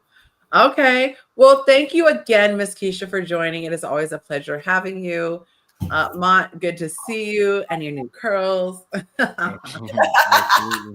Willie, thank you for holding it down. I feel like I need to do an award at the end of the year for like, there's like perfect attendance. I feel like Willie needs to get some kind of certificate because he's awesome. And everybody watching the show, you guys are awesome, even though Jacob is in the comment section. Oh, I spoke 1 second too soon. Hey, Bravion, good to have you. I was talking Hey, how are you? about Jacob. Nice to have you, sir. Nice to be here. Yeah, as we're getting ready to end it, he shows up. Is that what's happening? It's Black people, CP time. Listen, it's hard when you got kids. They change everything, especially 2-year-olds. Oh, absolutely. No, it's their time. Whatever you thought was gonna happen is not. You are on their schedule. Mm-hmm. Well, we need a comment from you on all 17 of the things that we talked about. So if you we're gonna rapid fire ask you everything. No, I'm ready. Well, you were definitely invited. I believe you were a guest of Willie, if I'm not mistaken. Yes. Okay, perfect. Boy, he invited me. I told him I had some meetings. I would make it, but they ran a little bit longer. So. Oh, okay. Well, you are absolutely welcome to come anytime. My vision for this segment on Thursdays is for women to have a better understanding of men. And of course, every guy can't speak for every man, but you can at least add a little piece of the puzzle. So this is, unlike Willie's show, a safe space for people to share their thoughts. You will not be judged aggressively Sure. on the show. I love to have my wife on here so she could hear some of the thoughts of someone else saying it outside of myself. So bring her on. Is she camera shy? No, I don't think so. No. Yeah, I told you all of my friends are happily married Black men. He did say that. He was like, I don't, because I asked if he had someone we could try to hook up, and he was like, my friends are no. One of them cheats though, but I'm not gonna I wouldn't try to put him out there. So you know the saying, Black men don't cheat. Right. Yeah, Black men do not cheat. Sometimes they fall into bad, but they do not. Yeah, he's mixed with I think he's mixed with Arabic or something. So that's probably where he gets it from. Oh, the Arabic side, huh? Dang, he's narrowing it down. Hilarious. Yeah. So normally we would go to like 1 a.m, what have you. But the last couple of weeks, I think basketball, everybody's burnt out. It might also be that, my guests, my podcast panelists are cheaters and they like to dabble. So they might be a little fatigued from their other shows, but we won't say any names. Or baking cakes. It's summertime, so anytime I can get it, so it's because the playoffs are out, and so you know what it is. That's where they can go find and meet men at bars watching the game. So they're out watching the game and trying to find their husband, so they can come back and report to you, hey, look, I took your course and now I'm engaged. I love that, because I was gonna say I can't even talk mess about Keisha because she's single, so she should be outside. Because outside of the show, I would be judging her for not being outside. Inside of the show, I'm a fuss. She's working though. She's at home baking stuff. Huh? She's working. She's at home baking. She's at work. But she's not. Last week she was outside. Yeah, she was outside last week. No, I can't. Yeah, I met someone recently, so yeah. Is that who we went to the movies with? Yes. Oh, we like it. We like it. That's good. I'm gonna say recently. I'm gonna say in May. So it's been a few now. I'm just catching y'all up. Care to give us a little bit of tea? Do they have a platform? Do they do posts on No, social media? no, And no. not just- I am excited about no platforms. You can't even find this mug. Like, no. I like it. I that didn't would be like realize- you. I- That'd be I- like you baking cakes, but you can't make him a birthday cake. He like, you out here making it I fun. like it. He's military retired. Okay. So we have a lot in common. Military retired like me, one daughter who's older, and very attentive. All the things I've been complaining to y'all about, he's kind of, he's pretty awesome. I met him get my hair dyed last month. He was in a barbershop getting his beard done. I was getting That is a cute story. You're so lucky you're not Kaylee. Did you see the episode where Kaylee brought her friend on camera? No. Why did all Kaylee's internet aunties and uncles grill this man? Like, we grilled him. He was on the barbecue with like roast. He had the wines from the grill. He was like, what are your intentions? And Jacob was all in her business. Like, oh, he's at your house. You're unbraiding his hair. Oh man, poor Kaylee. She was taking his hair down though. That's the wild part. What is something wrong with that? It's a good thing. That's a very intimate thing to do. It was their first meeting. First meeting. And you taking my hair down? I'm trying to. That means you want me to take you down. Like it makes me think of that video with I forget his name, but he's sitting there. His wife is on the couch, but he's sitting on the floor and she's braiding his hair. It can be a very intimate setting, yes. But my question would be for that is what I saw what Jacob wrote. All right, nobody said. Listen. Nobody said that she has she's off the market, sir. Please don't ruin her chances. But I'm wondering at what point. Speaking of that, like at what point is when y'all said she was taking down his hair? At what point is too soon? Like where is the too soon? Like where is it a time clock on what a woman should do and shouldn't do at what time? Well, I don't think it's a time clock on any part of the relationship, whether it be taking down hair or dating or sex. I don't think there's any 2 weeks, 2 days, two whatever. I think whenever it feels right, it feels good. But I think the biggest thing is that women should focus on finding a friend first and then looking for a man second. Because you're like, oh, I want a man or I want a husband. You like skip steps. Like, do I like this person? Can I hang around them? Can I chill before I say I want a man? So, just start with the basics and go from there. Just women, like Hakeem says, you cannot fly into flying. I'm going to push back a little bit on the timeline part, only because I have a comment too, but I'll be right back. Okay. When it comes to physical intimacy, it has been shown time and time again that men need to bond emotionally with a woman. And so if they get that cookie early, and I purposely said cookie because it's like you have a 2-year-old, you give her a cookie before her meal, she's not going to want to eat her veggies. So if a guy hasn't had a chance to bond with a woman and really form that connection, it can end up being just sex for him.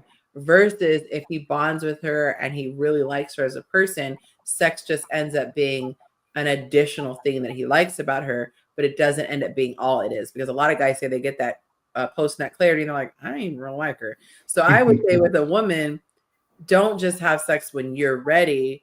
Have sex when you know that this is going where you want it to go.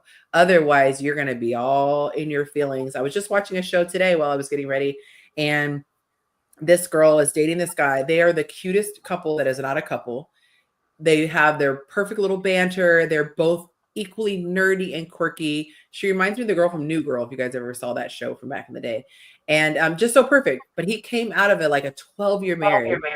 And he just feels like it's irresponsible to get into a relationship. So he's trying to play the field and just be out there and have fun.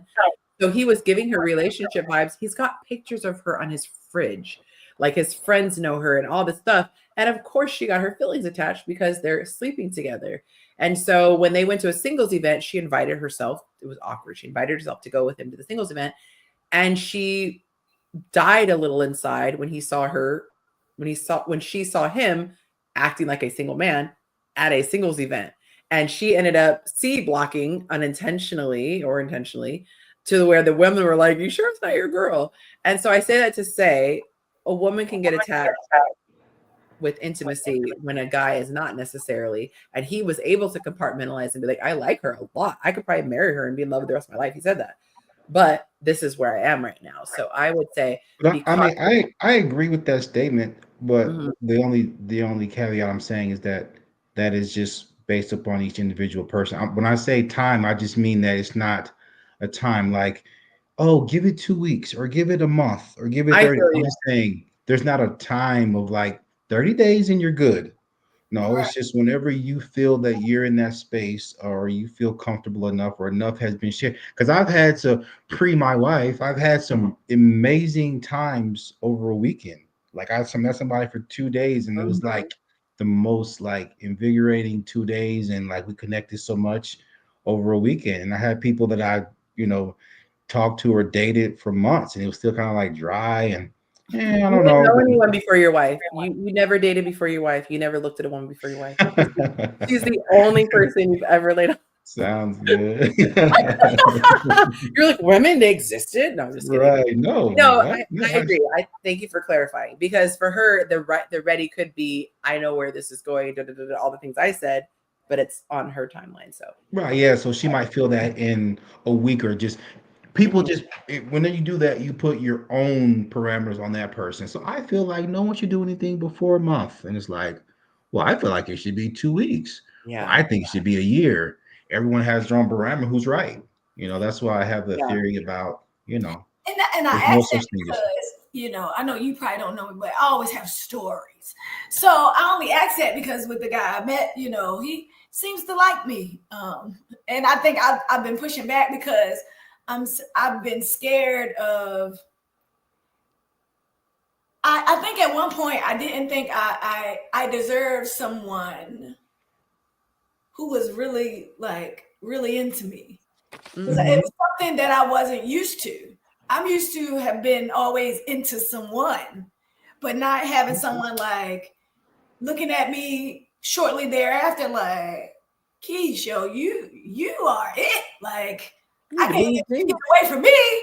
And so it's often scary. Well, now it's scary because I'm like, Well, you know it what I should mean? be scary. That's kind of the natural progression of things. Just in our reality, in most relationships, the man should be a little more into the woman than the woman is into the man. I'm so So glad you said that. the man needs to be the more aggressive one. Because if a man wants something, he's going to show it and be aggressive. If a woman wants a man and he's not there, it comes off as like pushy or like, yeah, get her away. So like you have to let that man really pursue you, kind of. And Oh, and yeah, he is. Come Ugh. on, Bravion. So I'm like, ooh. And it's I was just taken back because I'm like, this is a lot too much. What I want to say, like he likes being around me, but I'm not used to. Like I said, I'm used to being the one who looking for time and asking for time. And now he's like, what you doing tonight? Like, it's what? yeah, different. I love what you said about the man has to like someone, the woman a little bit more. And I feel like Oh people have no, taken no, that. that Oh, is he said no. not true. Right. Oh my But god, this is what I was going to opposite. say. I feel like people have taken that to another level. The reason why I say this is as feminine women, our nature is to follow and to follow that lead. And so I don't think it would work for a guy who we look at and we're like I could never. And the idea of him kissing us in the mouth is like, ugh. I don't, not that extreme.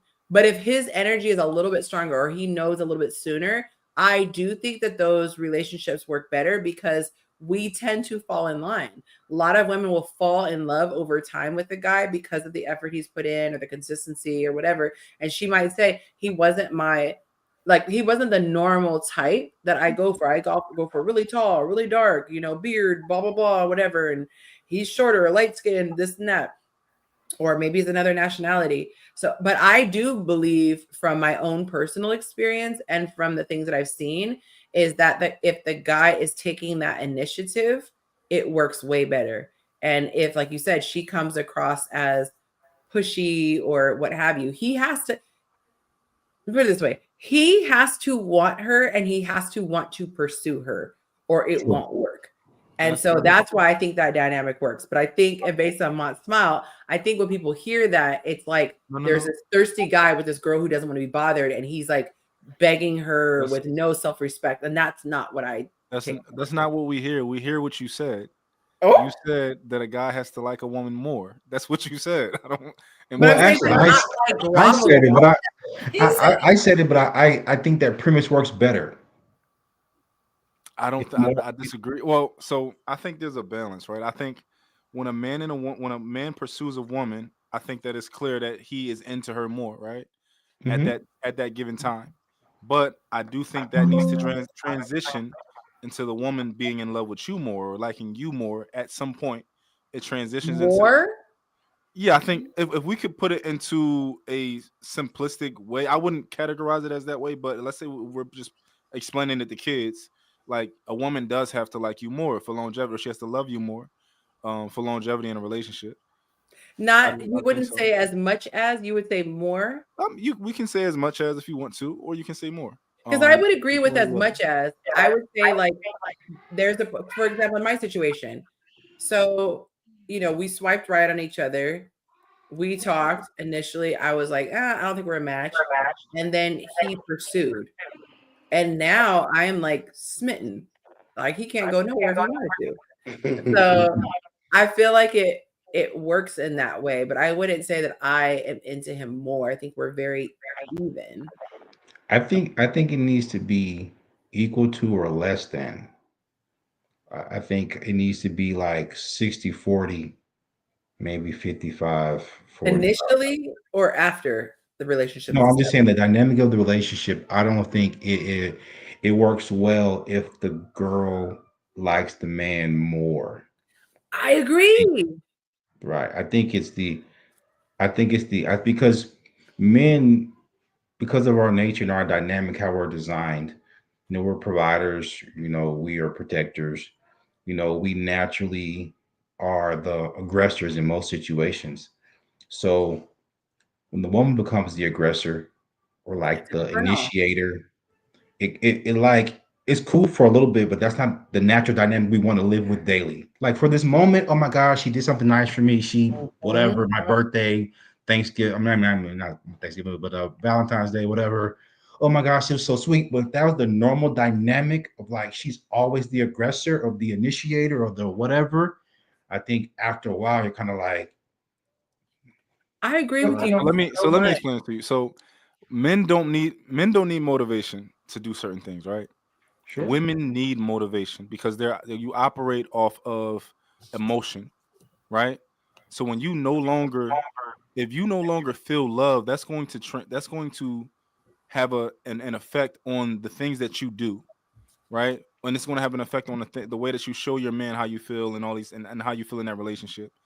Women tend to leave when they get bored. Men don't leave for nothing, for the most part. Men don't cheat, those are cheaters. But outside of that, women, if you get bored, now we're in the danger zone if you're bored inside of a relationship. A man, I don't do things off of motivation. I do things because I'm loyal. I do things because I said so. So when I do everything that I do for my girl, it's not because I love my girl so much. It's how I am. If me and her break up, I'm going to do the same thing for the next girl, no matter how much I like her. If you're in a relationship with me, this is what you get. A woman, depending on how much she likes you, that will depend on what you get. That's just how that works. It'll depend on the energy that you get. Okay, I agree with that. That's kind of how I feel that way. And I've been in relationships where women, I don't believe that a woman should pursue a man at all, right? I believe that the man should pursue. But I believe when a woman actually is able to, if a woman likes you more, loves you more, within that relationship, she's going to be on cloud 9, right? And I think that it's better for her to be on cloud 9 than for me to be on cloud 9. I want my woman to be dreaming and her to be hugging me and to be like, like I want that from her. I don't need to do that to her, even though I love my woman and I'm always show her love and affection because I know what to do. I know how women work, so I know what to do. I know what she's looking for. Versus it's not her job to know what I'm, to kind of like do and all that type of stuff. I don't know. No, this is interesting if I may say this, because I just watched a video last week. It says you have to pick. In a relationship, there's a person who is adored and there's a person who is the adoring. Has anyone seen that video? It's like a little cartoon animation. No, It was so fascinating. And it said there are perks to both, but what is it? It said if you're adored, then it's nice because you're like, oh, someone's adoring me. But then after a while, you can kind of get bored. And then it said if you're the one adoring, you feel bad maybe because someone's not adoring you, but you get to be with the person that you're head over heels in love with. So they were kind of comparing the two. So I'm this is why I like conversations like this, because you can weigh both sides. I do see merit to what you're saying, Mon, as far as that. I think though, if the gap is not extreme, I think that your thing would only come into place if there was an extreme gap. For example, there was a guy who pursued me. He's like, saw me on YouTube, emailed me. I was like, I'm not feeling you like that. And he was relentless. To finally, I was like, maybe I just need to give this person a chance. Maybe that's what I've been doing wrong. And so when we were in the situation, the gap was just too big. Like I wasn't attractive enough to him. I wasn't interested enough with him. And the gap was too big. And I was like, eventually just cut it off before even meeting in person. And so, and he was over here like ready to marry me. So I think if the gap is huge, but I think if it's like a hair, like 1% difference, then I would lean to, am I saying your name right? Bravion? Yep. Mhm. Okay. I would agree with Bravion because we're needy as women and we want to feel those things. And so if the guy is just, as my dad would call it, nose wide open, he's going to remember your birthday. He's going to remember Valentine's Day. He's going to be cuddly and affectionate and want to hold your hand, all that stuff. So I would say, I can say this from experience, and everyone can have their own experiences. I just think about every girl that I dated that was like, just like on my dick. Like, it was just like, yeah, she cool, man, but she called me all the time. Like, it was the ones that like I mhm, was trying to like, man, she didn't call me back. I was on her line. That kind of kept me moving in the relationship. But if they were like always available for me, always, I never had to worry about if I could ever call her or not call her. She just didn't hold value as much. I wish I Then could make this a sound No, bite. Mhm, I was the I same mean, way. that's my experience. I could Yeah, be. no, I'm that way with women who pursue me, right? If a mhm, woman pursues me, I don't really we might have sex, but outside of that, I don't really want anything else. But right. every other woman who I've ever pursued, eventually the tables turned to like, okay, you pursued me, cool. And then 4 months after you have sex with the woman or some you get intimate with a woman, she's gonna call you the next day before you even Mhm. call her. And she gonna text you when you get home. Like that's kind of how that works. It as soon as you get intimate, it's supposed to switch. Okay, I just gave him my body. Let me lock this in because I'm not wasting bodies. I'm not just out here having sex with men. Like I made an investment last night. So like that's when it transfers. That's Not me having sports When you say conversation. transfer, do you mean like one is because I think like in that when you say transfer, you mean like one is up and one is now down, kind of. That's how I'm perceiving not it. like that. I mean that like as a man, you are motivated by your goal, right? Now, depending on how much you like this woman, your goal might be to have sex with her. Your goal might be to have sex with her and do other things. So like so and I don't want to say that after you get well yeah if you don't like the girl that much then after you get that you're good, but Yeah, normally after you do that the woman's like for you goes from here to here. I agree. That's normally what I've experienced is like, okay, now she was likes me enough to get intimate. You get intimate, now it's like, oh, you my boyfriend. Or like, I like you like a lot now. Right. And I want to be, that's kind of like what I notice happens. And I think that if you're a man and you happen to be intentional, then it's perfect. But if you're a man and you're not intentional, then yeah, it's a bad thing because now you just going like, oh, I got it already. I'm gonna kick it to the curb. But if he likes you Yeah. still, then And it's a I'll perfect agree situation. with you if you say that it brings her up here. So he starts out pursuing, she's like, Right. you're not on my radar. You put it down, you pursue her the right way. And now she's here and she's rocking with you steady. And then I think that flow keeps going. And Right. then he I values her agree with that. because he's worked for her, he's earned her, so to speak. And this is why, like, a lot of people cringe on the prize thing, but I don't have a problem with it because of this. I don't see it as a prize, meaning she's more valuable than him. I see it as she's his prize But you can flip it around. I did a whole little spoken word thing, and he's her champion. So if you take it to football, people value the player, but they also value the trophy. They value the championship ring, right? Right. And boxing, they've got the belt or whatever. You're like, wow, that's a belt. You want to go see it. If somebody was a famous boxer and they're like, I'm going to give you the belt, you'd be like, wow. So the belt has value, but you also look at the champion like, wow, that's the champion who earned that belt. So I look at dating as the men are these champions, and we're like, oh, we look up to and admire, and we're the prize, we're the championship ring, the belt, the cup, whatever the thing is, and you guys are going to get it. But if you're not championing after that prize, you don't value it or see it as a prize. So it doesn't make sense for the trophy to be trying to run down the field and be like, come on, people out there, take me in your arms. Like, there's no value then. You earned me here. Yeah. I think you're cute and your beard connects. So put me on your shelf. Like, he needs to have to work and almost think he's going to lose the game and have to work harder and overcome that torn Achilles heel. And then it's like, I value this thing. Yeah, I agree with that part. And I still do believe that relationships work better if the woman likes the man a little bit more than the man likes, than vice versa. Because the men, we can live with the mundane. Women, y'all find it much more difficult to live with the mundane. You find it much more difficult to, well, it depends on where you at in life, right? Some women get to a certain point and they're like, my man ugly, and he like, but he pay all the bills and he's a good man. And like, I'm not attracted to him, but I can make myself do sex with him. Cool. Like, some women get like that, but I think that most women aren't as good with the mundane versus men who are easy.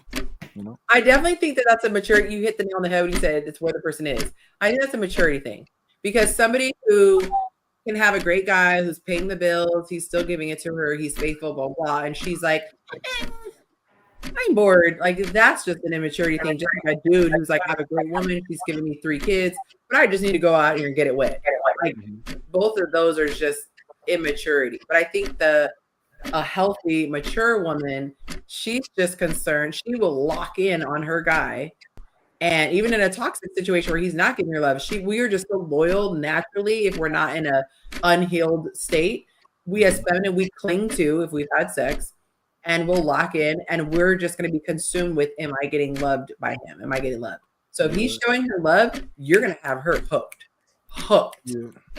But again, back to that motivation thing, I do think that women for the most part, need motivation, because you got to think, like, it's more than just being in that relationship. Like, if a woman starts to not respect a man, or it starts to seem like she's respecting you less, that relationship is going to start to dwindle. Facts. And a lot of women need motivation to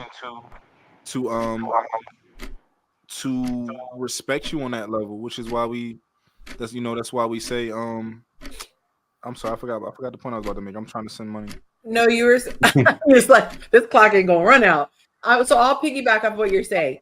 I do agree that a woman's love tends to be a bit conditional, in the sense that if she loses respect for a guy, it is very difficult. For example, if a guy is always paying the bills, he's always taking care of business, and all of a sudden, he's like, I just want to be a stay-at-home dad and pursue my dreams of being a rapper. She is going to be like, yeah. And part of that is her not feeling safe. And in order for her to stay in her feminine, she needs to feel safe. So, it all kind of ties together. Real quick, Mont added some time to the clock, so we are going to extend the show. He put 30 minutes on the clock. Thank you so much. Of course, we got to give you one of these. Thank you so much for extending the show.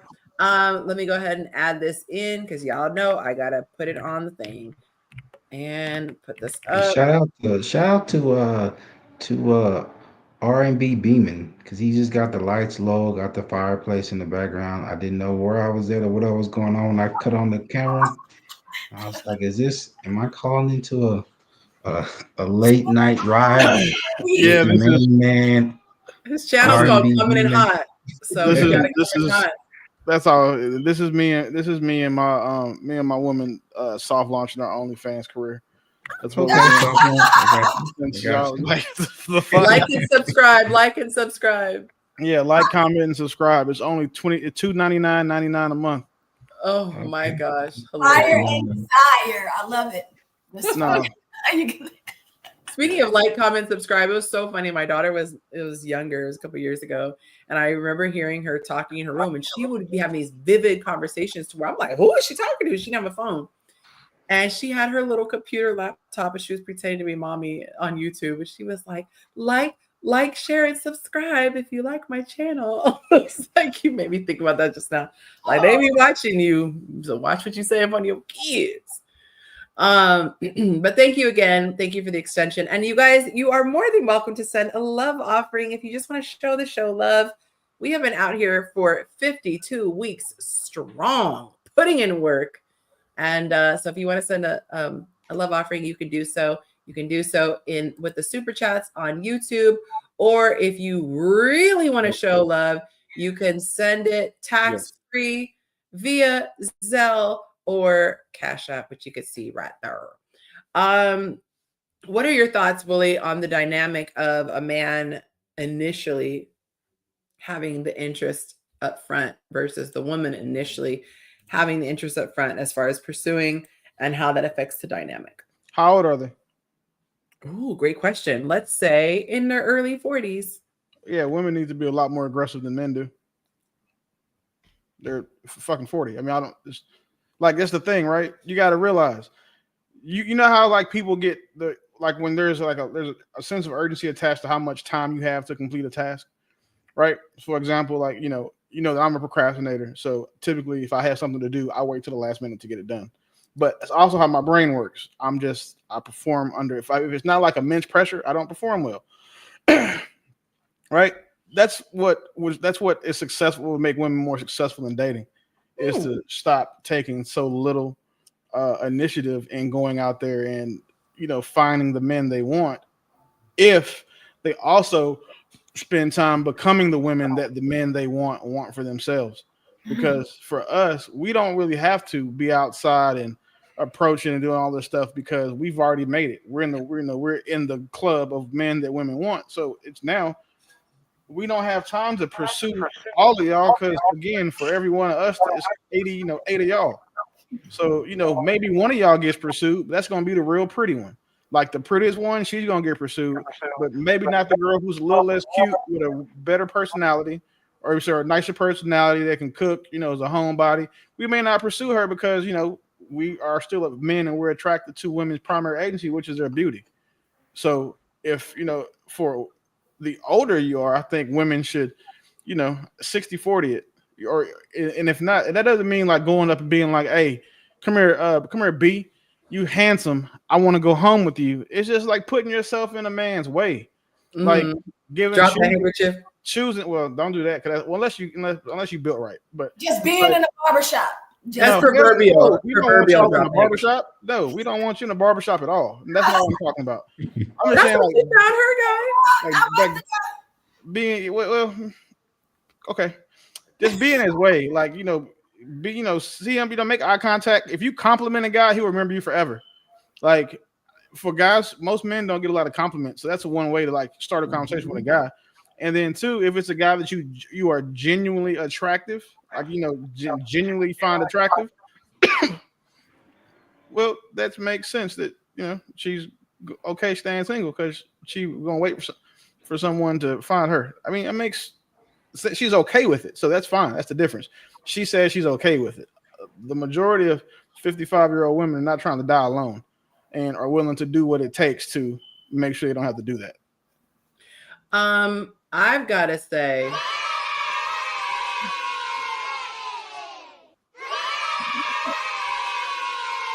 thank you so much, Keisha Coles. Appreciate the $9.99 love offering. I really, really do. Any thoughts, other members of the panel? Well, I missed the first part of what he was saying, but I just, from the back end of what I did, call, there's some parts that I agree with and the parts I kind of disagree with. I mean, I feel like whenever men pursue certain things, men have things they want out of women, And I think a lot of times women don't understand what men are really looking for. Obviously, physical attraction is there. So, looking men are visual creatures. So we're driven off that. Um, but then there's to a certain point where that's just not enough. Like, being pretty is they don't get you so far. And nowadays everybody pretty. So your value has went down. Being pretty can't get you. Before a girl was, she was pretty because she was just, naturally pretty. Now you can go to the doctor, everybody can be pretty. So it doesn't carry the same weight. And so, you know, coming to the table with more than just I'm here and I'm pretty and you should adore me, that's not going to be enough to keep a man, because I think that's the part where people distinguish of not getting a man but keeping a man and having him be the consistent thing you want in your life. Because I could sleep with something that look good, and then you're just something that I have sex with, or I keep in that space and it doesn't progress from there.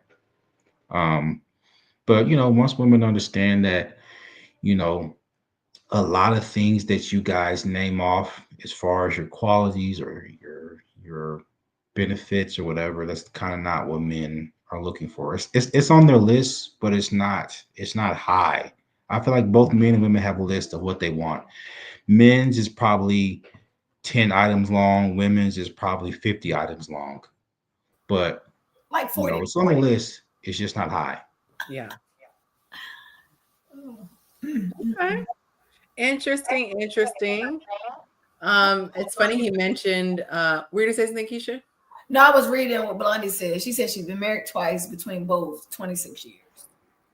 Willie said something about compliments, and it's ironic because I put a post up this week for the Yonci Nation to weigh in. By the way, are you on that page, Vivian? Yonci What Nation? pages? No, I'm not. So it's the funny story. So the guy's page came about because I kept doing posts on my page for men in my stories, asking men their thoughts so I could tell women what men thought. And women kept voting. They just kept voting and kept voting, kept voting. I got so frustrated. I was like, I'm not going to ask anymore. And then I had the bright idea. I'll just make a separate page and then y'all can do whatever. And so if you want to join, you're welcome to. I put 5 questions once every day, Monday through Friday, and you guys give your take. And then I share the answers with the subscribers, but your names are redacted. So you could say whatever you want. And I go through a very painstaking process of making sure every man who's on the page was born a man.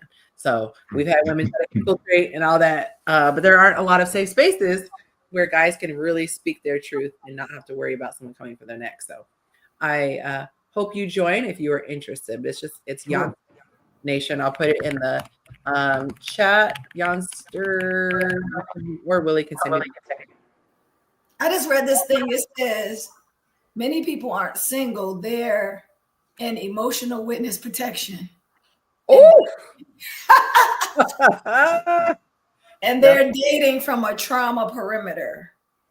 There's so much trauma. I'm so fascinated. Like if I had to do it again, and I just don't know if I have the energy to shift. But I am so fascinated with conflict resolution. And I'm so into psychology. I'm so into understanding why conversations go left. Because in a normal situation, conversations are fine. Like right now, like we're fine, da da da. But if you are really emotionally invested in somebody, then conversations have a chance of going left if the person's buttons are pushed. Like if one of their emotional bruises are tapped, like a trigger or something like that. And I'm finding a lot of similarities with men and with women. And a lot of times people react emotionally when they feel like someone is implying something or insinuating something, even if it's not said outright. There are a lot of perceptions and things like that. So I'm finding it really interesting because I think a lot of relationships fail unnecessarily because these communications key.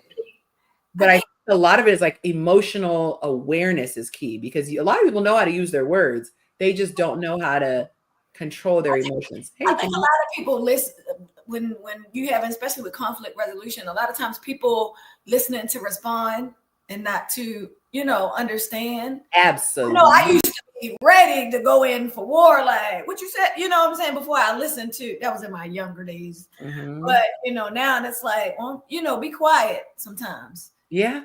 And this But I advice. think the biggest thing. Go ahead. Yeah. No, please go ahead. Well, I was gonna say I think the biggest thing, the most the contributing factor to arguments going left is that people don't understand that um, you're arguing a vantage point, and both people are right, and so Mhm. that's why you argue to tooth and nail because you are right. You have a vantage point. You're arguing a perspective. You're arguing how you see it, how this situation made you feel or whatever. Everything that you're saying is true. Now, everything that I'm saying is true. So we're both saying truths. And so A now we're cartoon could arguing tooth demonstrate and that. nail Mhm. about my truth and your truth and not understanding that, if I took two people and had an object and set them on different sides of the room and told them to describe it, they'd have a different definition of how the object looked, but it'd be the same object. Yes. Oh, And that's No, so the I now, love that. I was thinking a cartoon could depict that if you had people. Have you ever been driving and there was like a storm and you were just a mile up the road? Somebody could be on their porch saying it's raining, and the other person is swearing up and down it's not raining, but it's like it is raining over here. Mhm. And so both people are true. What were you saying, Keisha? No, I was thinking about that. It was a cartoon. I thought you was about to say this. It was a cartoon where it was a number 6 or 8 upside down, Oh, and depending on or a it's a 6 and a 9. Yeah, it's a 9. It's a depending 6. on which It's a side nine. which side you on. That's what made me think of what he I was saying. like that. Yeah. So there is Well, this advice. I hope whoever is in a relationship takes this, memorizes it, writes it down because it's so key. But they said if you're dealing in a if you're dealing in a conversation with anybody and you're talking, everything seems cool and neutral. And like I said, Keisha, we read body language. So I was saying earlier, Bravion, if you're talking to me, I'll notice if your eyebrow goes up. I'll notice if your nose flares. I'll notice if your jaw gets tight. I'll notice if your shoulders start shrugging. I'll notice if you cross your arm. I notice everything in real time. I pick up all the nonverbal cues. If your demeanor changes, your voice goes up, whatever. And so what I learned recently is you ask the person the question, what are you feeling right now? What do you hear me saying right now? What is making you concerned? And of course, this person has to be developed to some degree to be able to express it. But let's say, for example, if you and I are married and I say to you something that is neutral for me, and all of a sudden mhm. I notice your posture changes and I say, Bravion, what are you hearing? And Mhm. instead of talking about what words I said, you say, I hear you saying, I'm not doing enough. And you're questioning me as a provider. You're questioning Mhm. me as a man. Can you imagine how effective that would be? And then, Yeah. because at that moment, there's no point in talking about whatever specific thing I was talking about, even though it's valid and I wanted to know it. We need to get you off of feeling like there's a spear pointed at you and Mhm. realize like, nope, we're shoulder to shoulder. We're fighting shoulder to shoulder, not fighting each other. But something that I said triggered, it could have been my tone, it could have been a word choice, it could have been you totally read into it. But I think that if we stopped and addressed the invisible bullet wounds, we'd get so far. And something that's so hard for me is that I see this happening in real time. Sometimes I have unrealistic expectations of other people in their emotional intelligence level. But when I see somebody react, like I just said, I like peanut butter and jelly sandwiches, and all of a sudden your fists are balling up, in my mind I'm going, that's not a reaction that makes sense.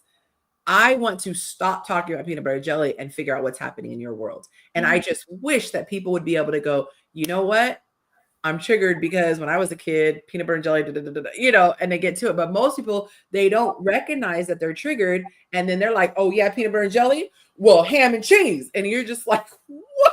Why are we fighting over sandwiches? But there's so much happening below the surface that most people Well, I don't. think even bigger than that. I think it's even more basic than that. Is that we speak two different languages. Yeah. We both speak English, Yeah. but we're talking a different language, and so my understanding and comprehension of something and how I perceive moments is totally different than yours.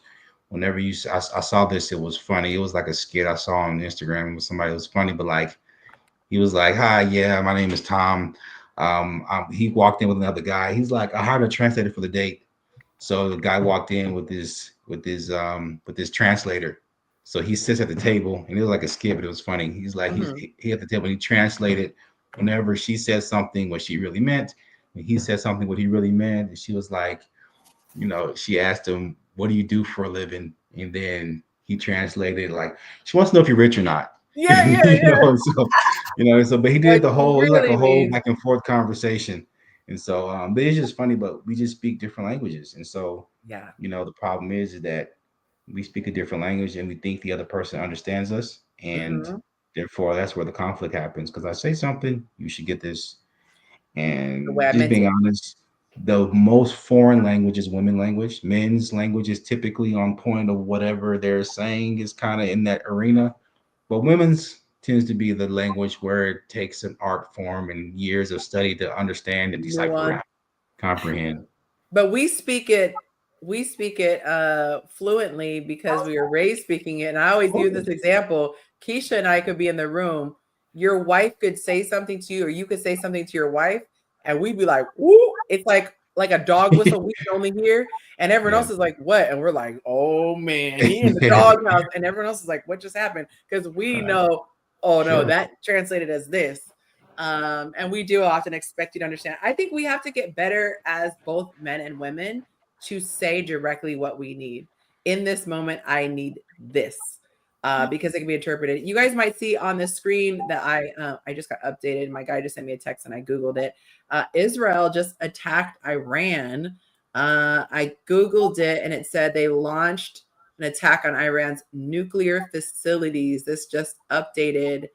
Um, so that's intense. So you guys can look that up.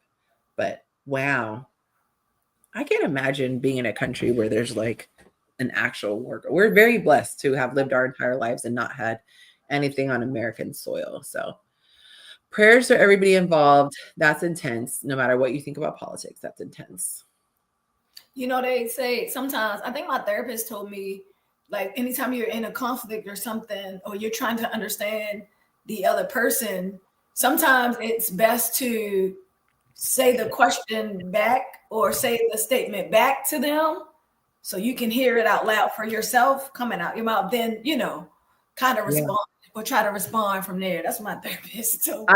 I've done that before, asked that of somebody, and they thought that I was being patronizing. And I was like, no, I really think sometimes that it's important because things get lost in translation, or you interpret, we as listeners interpret things through a filter. So somebody might have been saying, I want a peanut butter and jelly sandwich, but I could have received it as, I think that you're less than me, and I think that you need to serve me and make me a meal. And I heard all that, but the words were just, please make me a peanut My butter. ex used to tell me to repeat what he said to me.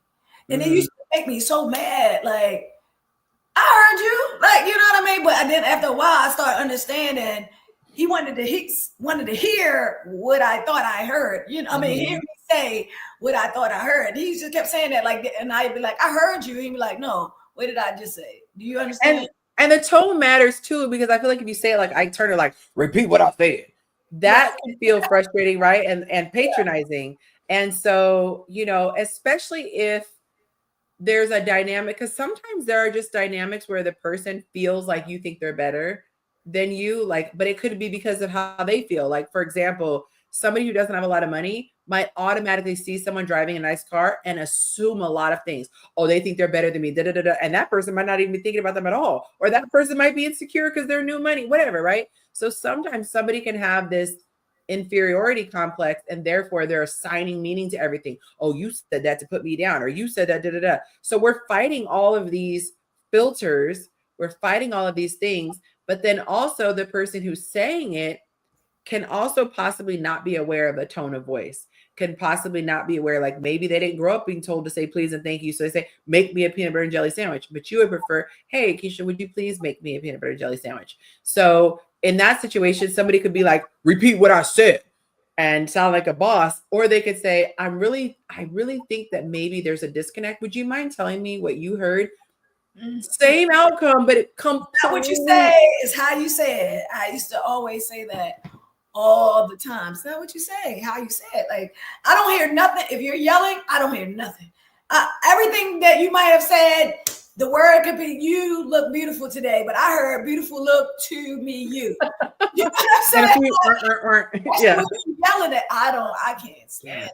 And my body reacts. So I recently learned like the term for it, but my nervous system becomes dysregulated. So if there is animosity, if there is tension, the energy gets trapped in my body. So some people will be like, oh, let it bounce off of you. That is the very last thing that it does. There's no bouncing that's happening. It's all, I'm like a little fly strip, and the energy just sucks onto me because I'm also an empath. And so part of what I teach in the course is like teaching women how to notice it in their body, so that instead of just being overwhelmed by it, they can go, oh, that's why there's a knot in my stomach. Oh, that's why my chest is tight. And then they can start to work to release that. Because if you're dependent on the other person to release that energy, you are going to be living a miserable existence. And there was something that happened the other day, and it wasn't even big. Like, it was something that probably someone else wouldn't even notice. It wouldn't have been on their scale, on their little chart. But for me, I internalized it. And when I tell you, my chest was so tight, it felt like someone was physically sitting on me. So I had to use meditation, this guided meditation, listen to music, lay down and breathe to get it out. But younger me would have just been tight, running around, probably starting fights. So cheers to learning more about the nervous system. But as women, we tend to internalize a lot. So especially, it makes me think about when someone says, oh, calm down or relax, or, you know what, just go get some rest in the heat of an argument. They don't understand, like, a woman's nervous system is on fire. She may as well be getting electrocuted. And you would never tell someone in the middle of getting electrocuted, oh, relax. You're like, give me a second. I'll try to do that for you. Meanwhile, that's crazy. Man, that 30 minutes went fast. Just by me saying I met someone. You said what? I said just by me saying I met someone. Oh my God. I think it's lovely. That'd be cool if one day he gets to, you know, be on the panel. Little introverted me. I'm like out. He's like, He'll have to come with a paper bag over his head. yeah. That'd be funny. Our first anonymous guest. And I like it.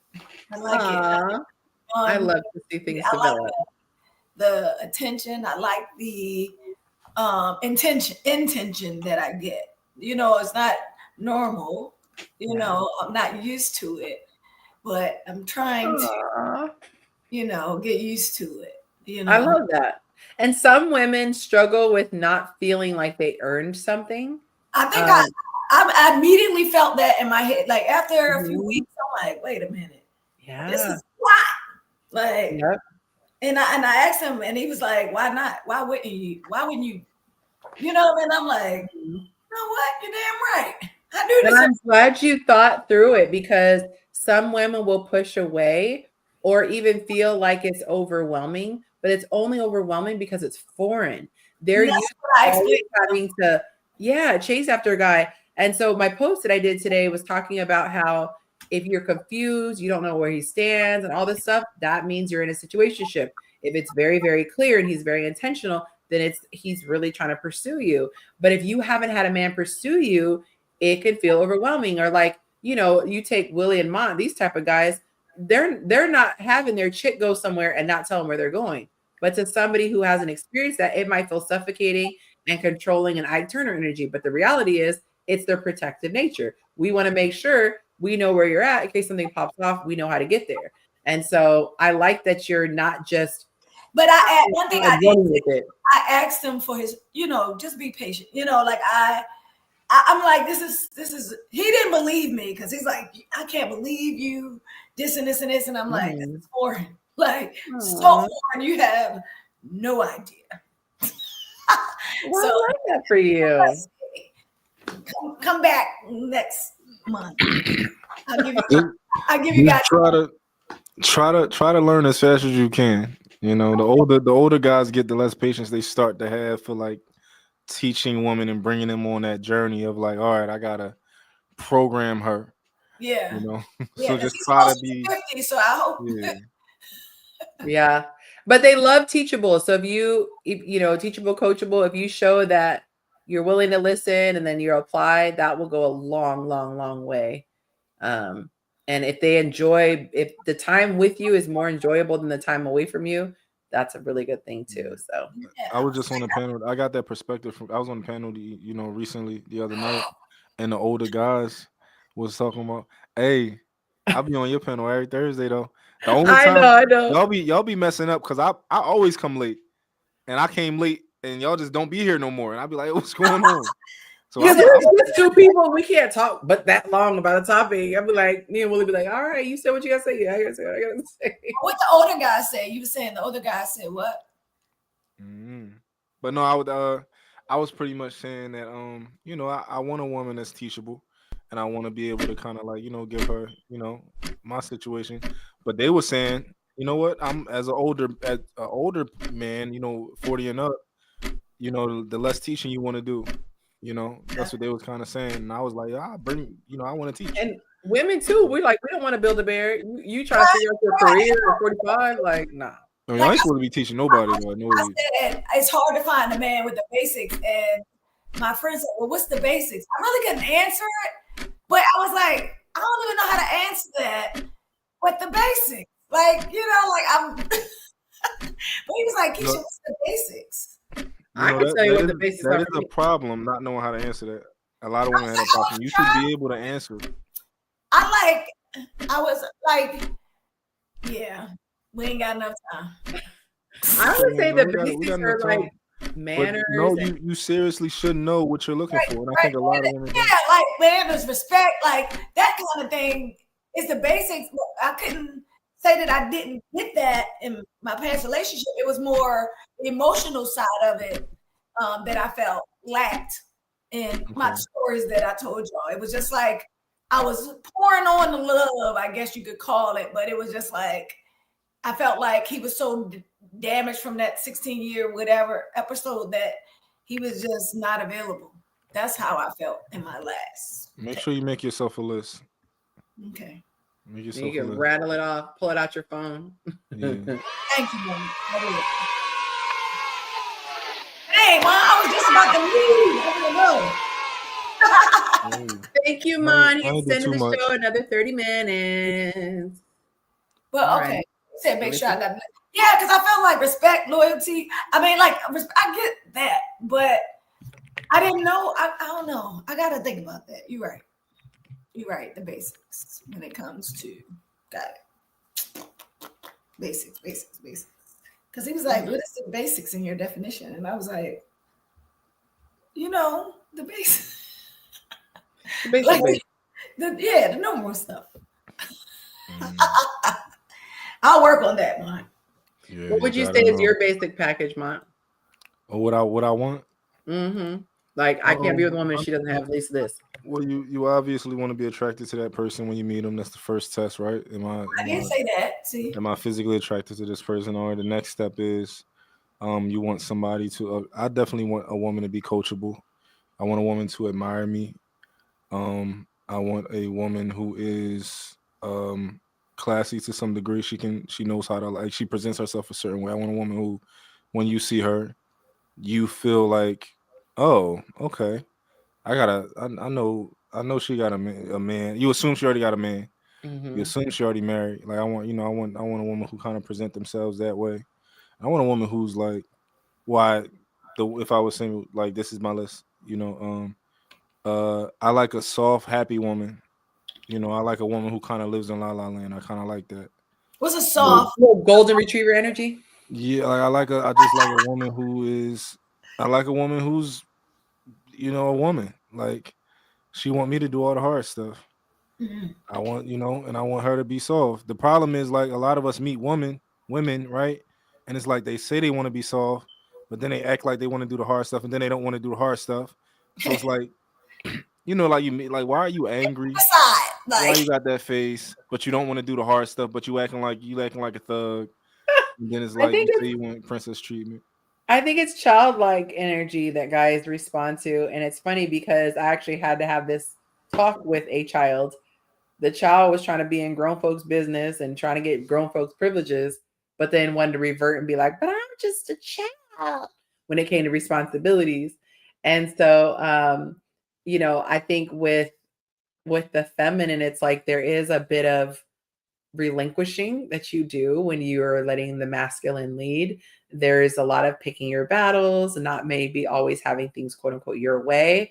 But the alternative or the flip side is that you do get to have that bliss. Like you don't have to be worrying about stuff. He's taking care of things that other women are stressing about. You're not. So I definitely think that there's a flip side, but I think there's definitely a correlation with kids wanting to have all these almost like adult privileges. I know there's like always bristling when I compare women and children, but there's a lot of similarities, I think, in the dynamic of parent child and man woman. Yeah, women are very similar to children, like extremely. And it just makes sense. I don't know why. Like they are very similar to children. It's not a bad thing. They're Like pure. even when you think about like all the videos you'll see on the internet, it's almost like women are just like you'll see like, oh, you're being rebellious. You're not even doing this because you're like you want to do. Oh, you're just being rebellious like a kid. That was me in the gym. I thought I got an attitude because Monte was like giving me tips, and I was like, I want the trainer to tell me. He was like, you got to stand like this, you got to do this, and I'm like, trainer, what do you? Yeah. I said, I can admit I was having a little. And y'all need help to put half of y'all clothes on. That seems like a conspiracy. Like, why would you set up? The worst ones are the ones that have the little piece of fabric like this, and it has that little, the the little the button that looks like a mushroom is like rounded and it pops through that the little eye hole. Those are the worst and don't have nails. Oh my God. I hate when I have my nails done because I can't do anything. I'm like, Monte, can you put on my bracelet? Can you put on my necklace? Can you button this button? I can't do anything when I have my nails on. That is funny. Keisha says she's going to join from the car. She wasn't joking. She outside. That's cool. What happened to your homie Willie, the other guy? He went backstage. He said he has a 2-year-old, so I don't know if the 2-year-old needed him. Probably. He started to talk to somebody and then he dipped off for a second. But he's still backstage, so he might pop back on. He's on daddy duty. Now you put another 30 on? Y'all, wow. I know. I meant to be 10. I don't know how that, whatever.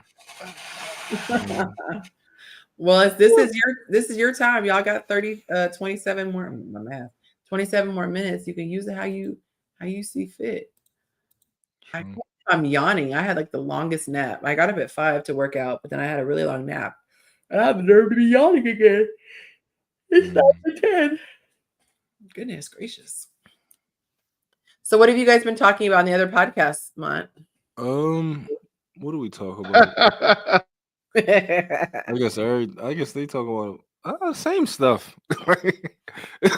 How do you handle the people though who say like craziness? Like I tried it that one time and did you not see the clip I sent you of that hyena going off on the whole panel? I couldn't. Like my nerves get bad. I'm just glad that it wasn't on your show because then my responses would be significantly more limited than they are on that panel. But oh my goodness, yeah, like I understand. I'll just say this on that one episode. All of the stereotypes that black men say about black women were demonstrated like one after another. And that's what's frustrating is me watching. I'd be like, that doesn't represent us. That does not represent us. Kind of like when we do the polls and you're like, that's not how. The lady got mad because I was pointing out, I tried to take up for her. I was like, well, yeah, if she does broaden her horizons racially as to who she dates, she'll have a higher percentage. And I say that she'll get like the 0.8% of white men who will tolerate her, the 1.4% of Hispanics, the 0.9% of Asian. And then they got mad because the numbers were low. And I was like, well, the numbers are low because your desirability is low. Like white men have high standards for black women when they date them. Like they don't put up with this shit that y'all are finna do. Well, that I knew was coming. And then Asian men and Mexican men even more so. They're not tolerating that type of shit. And then every point that I made, subtly, they just proved.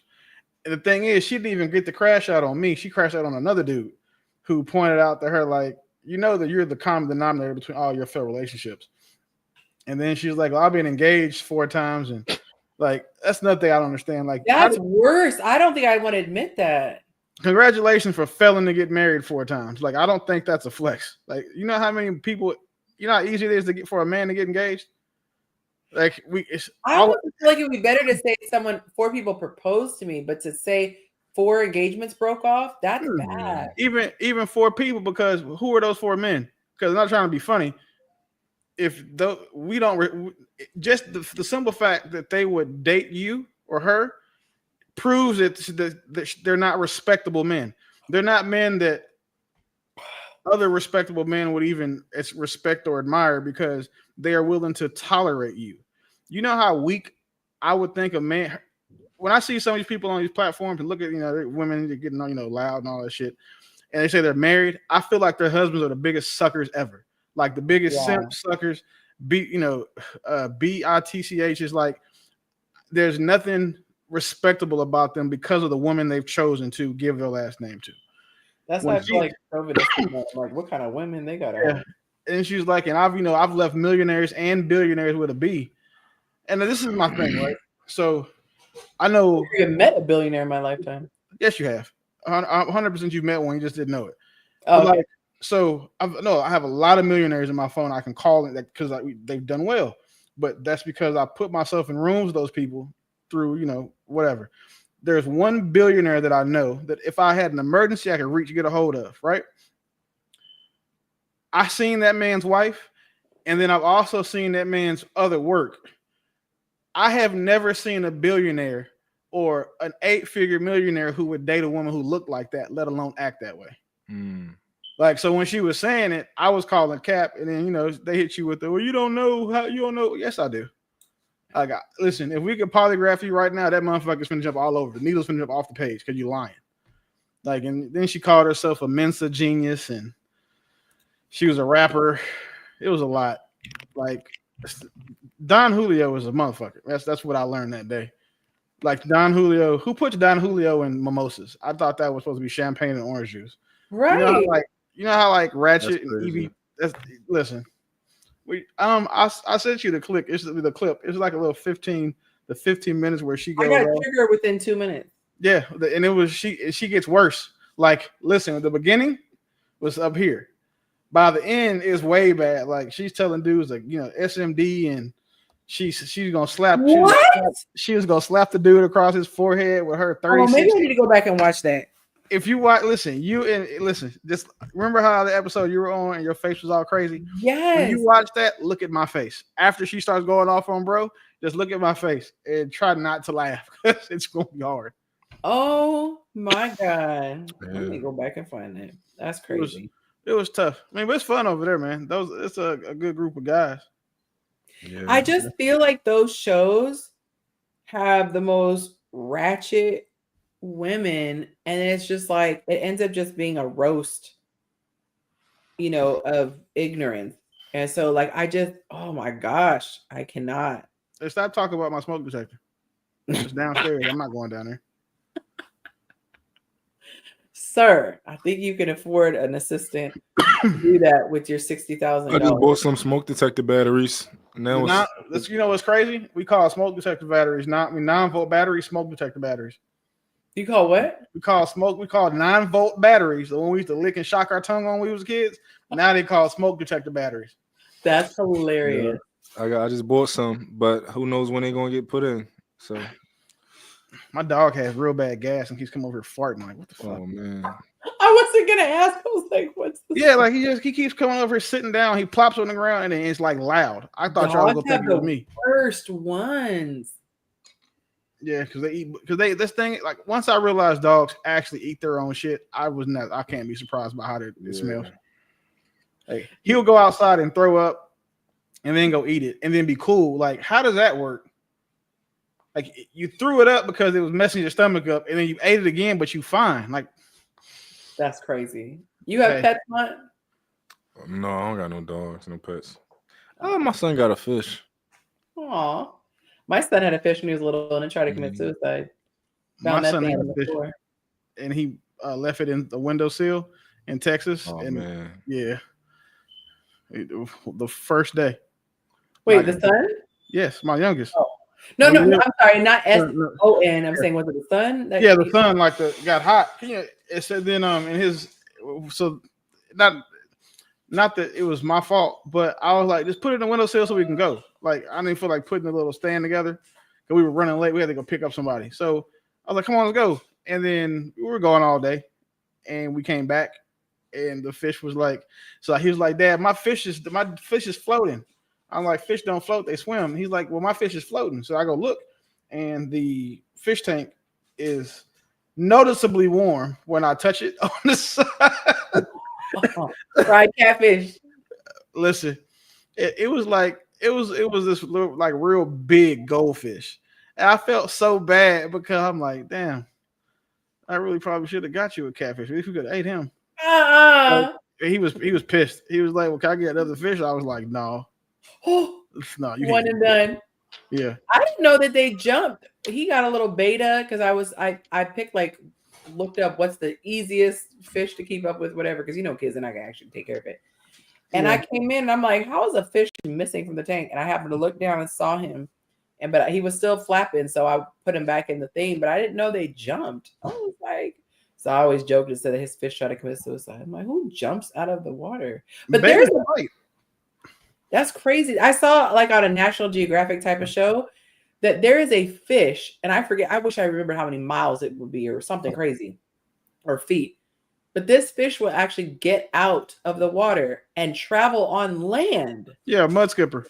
It was crazy to get to a body of water. Hey. God made some amazing creatures because that's wild. Yeah, God just be doing stuff sometimes. He's like, you know what? Let me mess their heads up. Here's a fish that can breathe on land. Here you go. That was crazy. And then there was I think a frog that runs on top of the water. It was just such a way that I said that's too much. I can't. Yeah. I'm not a sea life guy. I stepped on a sea urchin on the trip, and since then I've just not been I think fish are disgusting. Monte showed me this picture of this dude. I'm trying to think what would be the same size. Hey Bia, good to see you. It would be like the size, I don't know, like a big dog. It was huge, but I already think that fish are disgusting. But then you see their big old lips and their slimy bodies, and it was it was this big on his shoulder. I was like, that's just nasty. If I pulled that out of the water, that would freak me out. If I was swimming and saw that would freak me out. Big. Yeah, I'm not a fish person. I haven't been fishing regular fishing ever. And I'm gonna try it one time. I'll probably go with Monte, but I'm not. I went spearfish or deep sea fishing and saw how dangerous that was. Said I'd never do it again. Wow. Yeah, I just put my fish on my plate. That part, it's not that deep for me. So I'll clean the fish though. I don't want to do it. I like the blood and guts. Yeah. Well, speaking of water, we went fishing. I love fishing. It's one of my favorite pastimes. I could stay out there all day. My dream is to have my house with my own pool, my own little setup and food and music and all that stuff and a vibe, right? We get there. I have never in my life ever seen a bonnet at a swimming pool. I have never seen a bonnet in a swimming pool. Do you not have black friends? I've never seen that until I came to Texas. We saw muumuus in the pool. I was like, who wears a house dress in a pool? And I wanted to ask the girl with the bonnet, I'm not even trying to be funny. I'm not even trying to be shady. What is the purpose? Because it's not waterproof. So why are you wearing a bonnet in the water? I don't. My girl got to wear a muumuu when she go to the pool. She got to wear one too. I don't need nobody looking at her body but me. It's called a cover. But when you get in the pool, she got to keep it on. She got to look like she got a big ass nightgown on. And then she better pick it apart, and I let her stick to her body so they can see her silhouette. I burn the whole pool down. Yeah, we don't do two. My friend wore a thong, and we'll just say she's very blessed back there. And the very next week, a PDF came out of the news center. It said no thugs. I screenshot it so fast. I said, "Greed and shut down the HOA." She had a little cover up on, but when she first got it, you can see. Oh my god, it was funny. She got to dress like she want. She need to dress like she wanted them Israel, the Muslim women from Dubai. She got to be covered, like she can just show her eyes at the pool. Yes, because that thing was thanging, and it's crazy sitting there like the men's undergarments have to be completely covered up. But I was like, I didn't think men wore undergarments with swim trunks. I thought they had built-in. Yeah, they got line. If a dude is wearing drawers with a swim trunk, something wrong with him. That's what I'm saying. Like, those are the people who don't take drawers. baths before they go swimming. Like they just jump their dirty ass in the pool and consider that a bath. That's crazy. It's a lot. I was like, why are we? And then it's a thing. They all wear it's trendy for the kids to wear socks to the pool. All right. I'm like, for what? You're wearing for 2 seconds and then take them off. They just doing all this backward stuff. I'm like, I can't. I don't really trust public swimming pools, no way. Just especially if it's a lot of adults in it, because Something did wrap around my ankle, and I was like, "This is not seaweed. I am not in the ocean." Ew. So that's nasty. that I'd have had to get out. That'd have made me. Oh, that's so gross. I would have never. It took us forever to get down there because you're trying to get everybody in. Monte's grilling and all stuff. So we finally get down there, coordinate with our friends, get our spot picked out. We get in the water, get the speaker going. Whoever had to go to the bathroom went to the bathroom. We get settled, and then they blow the whistle. It's lightning. Everyone has to get out of the pool. I was so mad. I was like, man, can I just have my little moment? And then it's been raining ever since. I was like, doggone.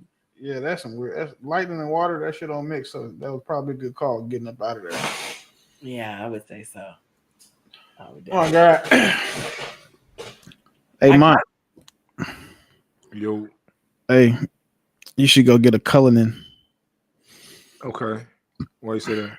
Just because they're holding they're appreciating the value. I think pretty once all this Trump stuff's over with, I think they'll appreciate the value. The exotic and luxury car market is probably going to boom again.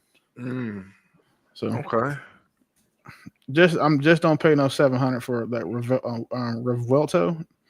$700 is too high. $575, $600 cool, but $700 plus no. I'm gonna get me something. I just had to oh god, I just had to this ring just broke my back, but it's cool though. Yeah, this engagement, Yeah. But that's what it's for. That's what I wanted. She better not watch this shit. Oh, she knows she getting one. She knows she getting something. Oh, she probably expected. Damn. I was like, wait a minute. She don't know when, but yeah, she knows she getting something. I love that for you.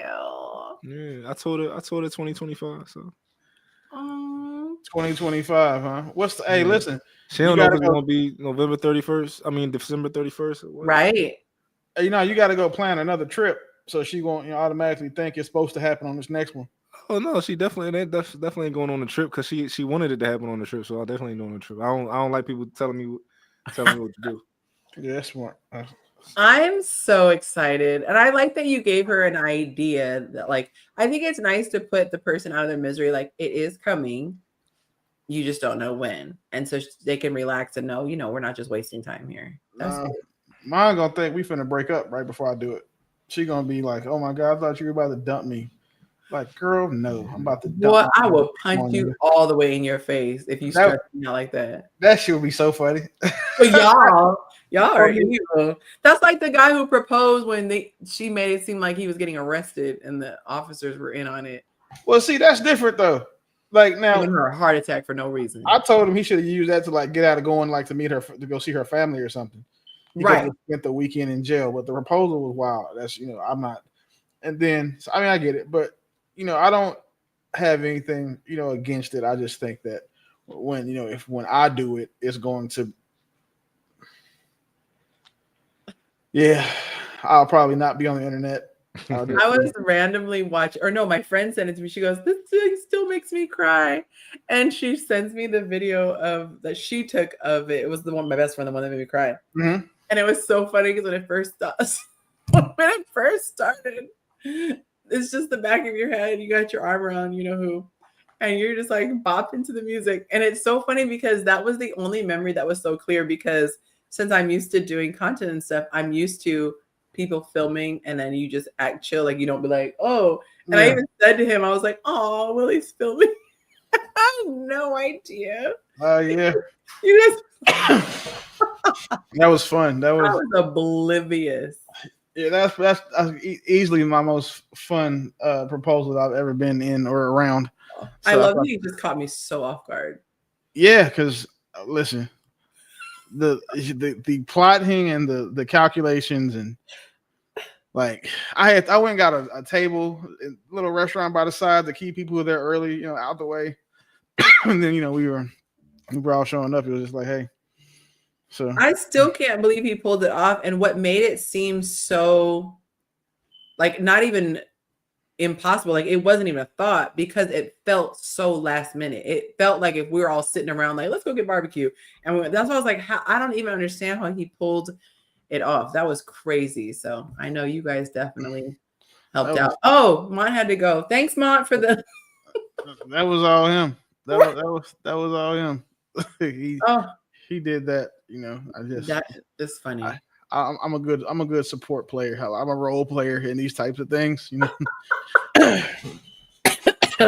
Yeah, well, that was guy. I'm not the planner. his mom printed out on a canvas the engagement photo. And so you guys are actually in like an 8x10 of us. And your girl's like this. And you're like, the most perfect picture. It looks so staged, but it's so real and authentic. Everyone, and then there's like two girls in the background, and they're like, and then one random person not really pay attention, like, but yeah, it's funny to look at all the different people after you remember the guy that was wearing the dress that was behind us? That's the one that I said was like all. So he was like, and did you see that ring that she got? I was like, yes, ma'am, sir. Sir, ma'am. Sir, ma'am. Yeah. I could not. I went to eat the other day. I took my stepson, soon to be stepson, and I always end up sitting in the same section for whatever reason, the same table. And so I was like, yeah, we've been here before. And I didn't know if she remembered Monte. And then she goes, oh, I remember that ring. Like, oh, Lord. She's like, I'm not going to forget that. Oh, goodness. That's a big ass deal. That you forget that ring if you want to. Like, you leave that ring, you might as well just not come back home. He'll understand. Right. Like, they kidnapped me and the ring. They want us both, but they said they'll let me go. You're gonna be like, no, don't come back without that. Oh my God. Stay where you at. Yep. I appreciate you being here as always. It looks like I'm gonna get to enjoy a little time with my honey on Thursday. I just want to point out that tell him that it wasn't me tonight. I didn't hold you hostage longer. I've been trying to respect, the extra time needed at home, given the workout schedule and everything else you got going on. So yeah. And next week though, you're gonna need a drink for that one because I'll tell you. I have a topic for you to discuss that'll probably pretty interesting. Okay, perfect. I was gonna say, and then yeah, that's gonna be okay. I'll be monthly prepared. Thank you guys so much. I appreciate all the love offerings. We're gonna give an extra shout out. Mont tapped in from the Money Podcast. Lynette showed up and showed some love. Okay, I see your picture. Oh, she outside. Yeah, Lynette went and got a man and went crazy. Okay, Miss Lynette, if you're nasty.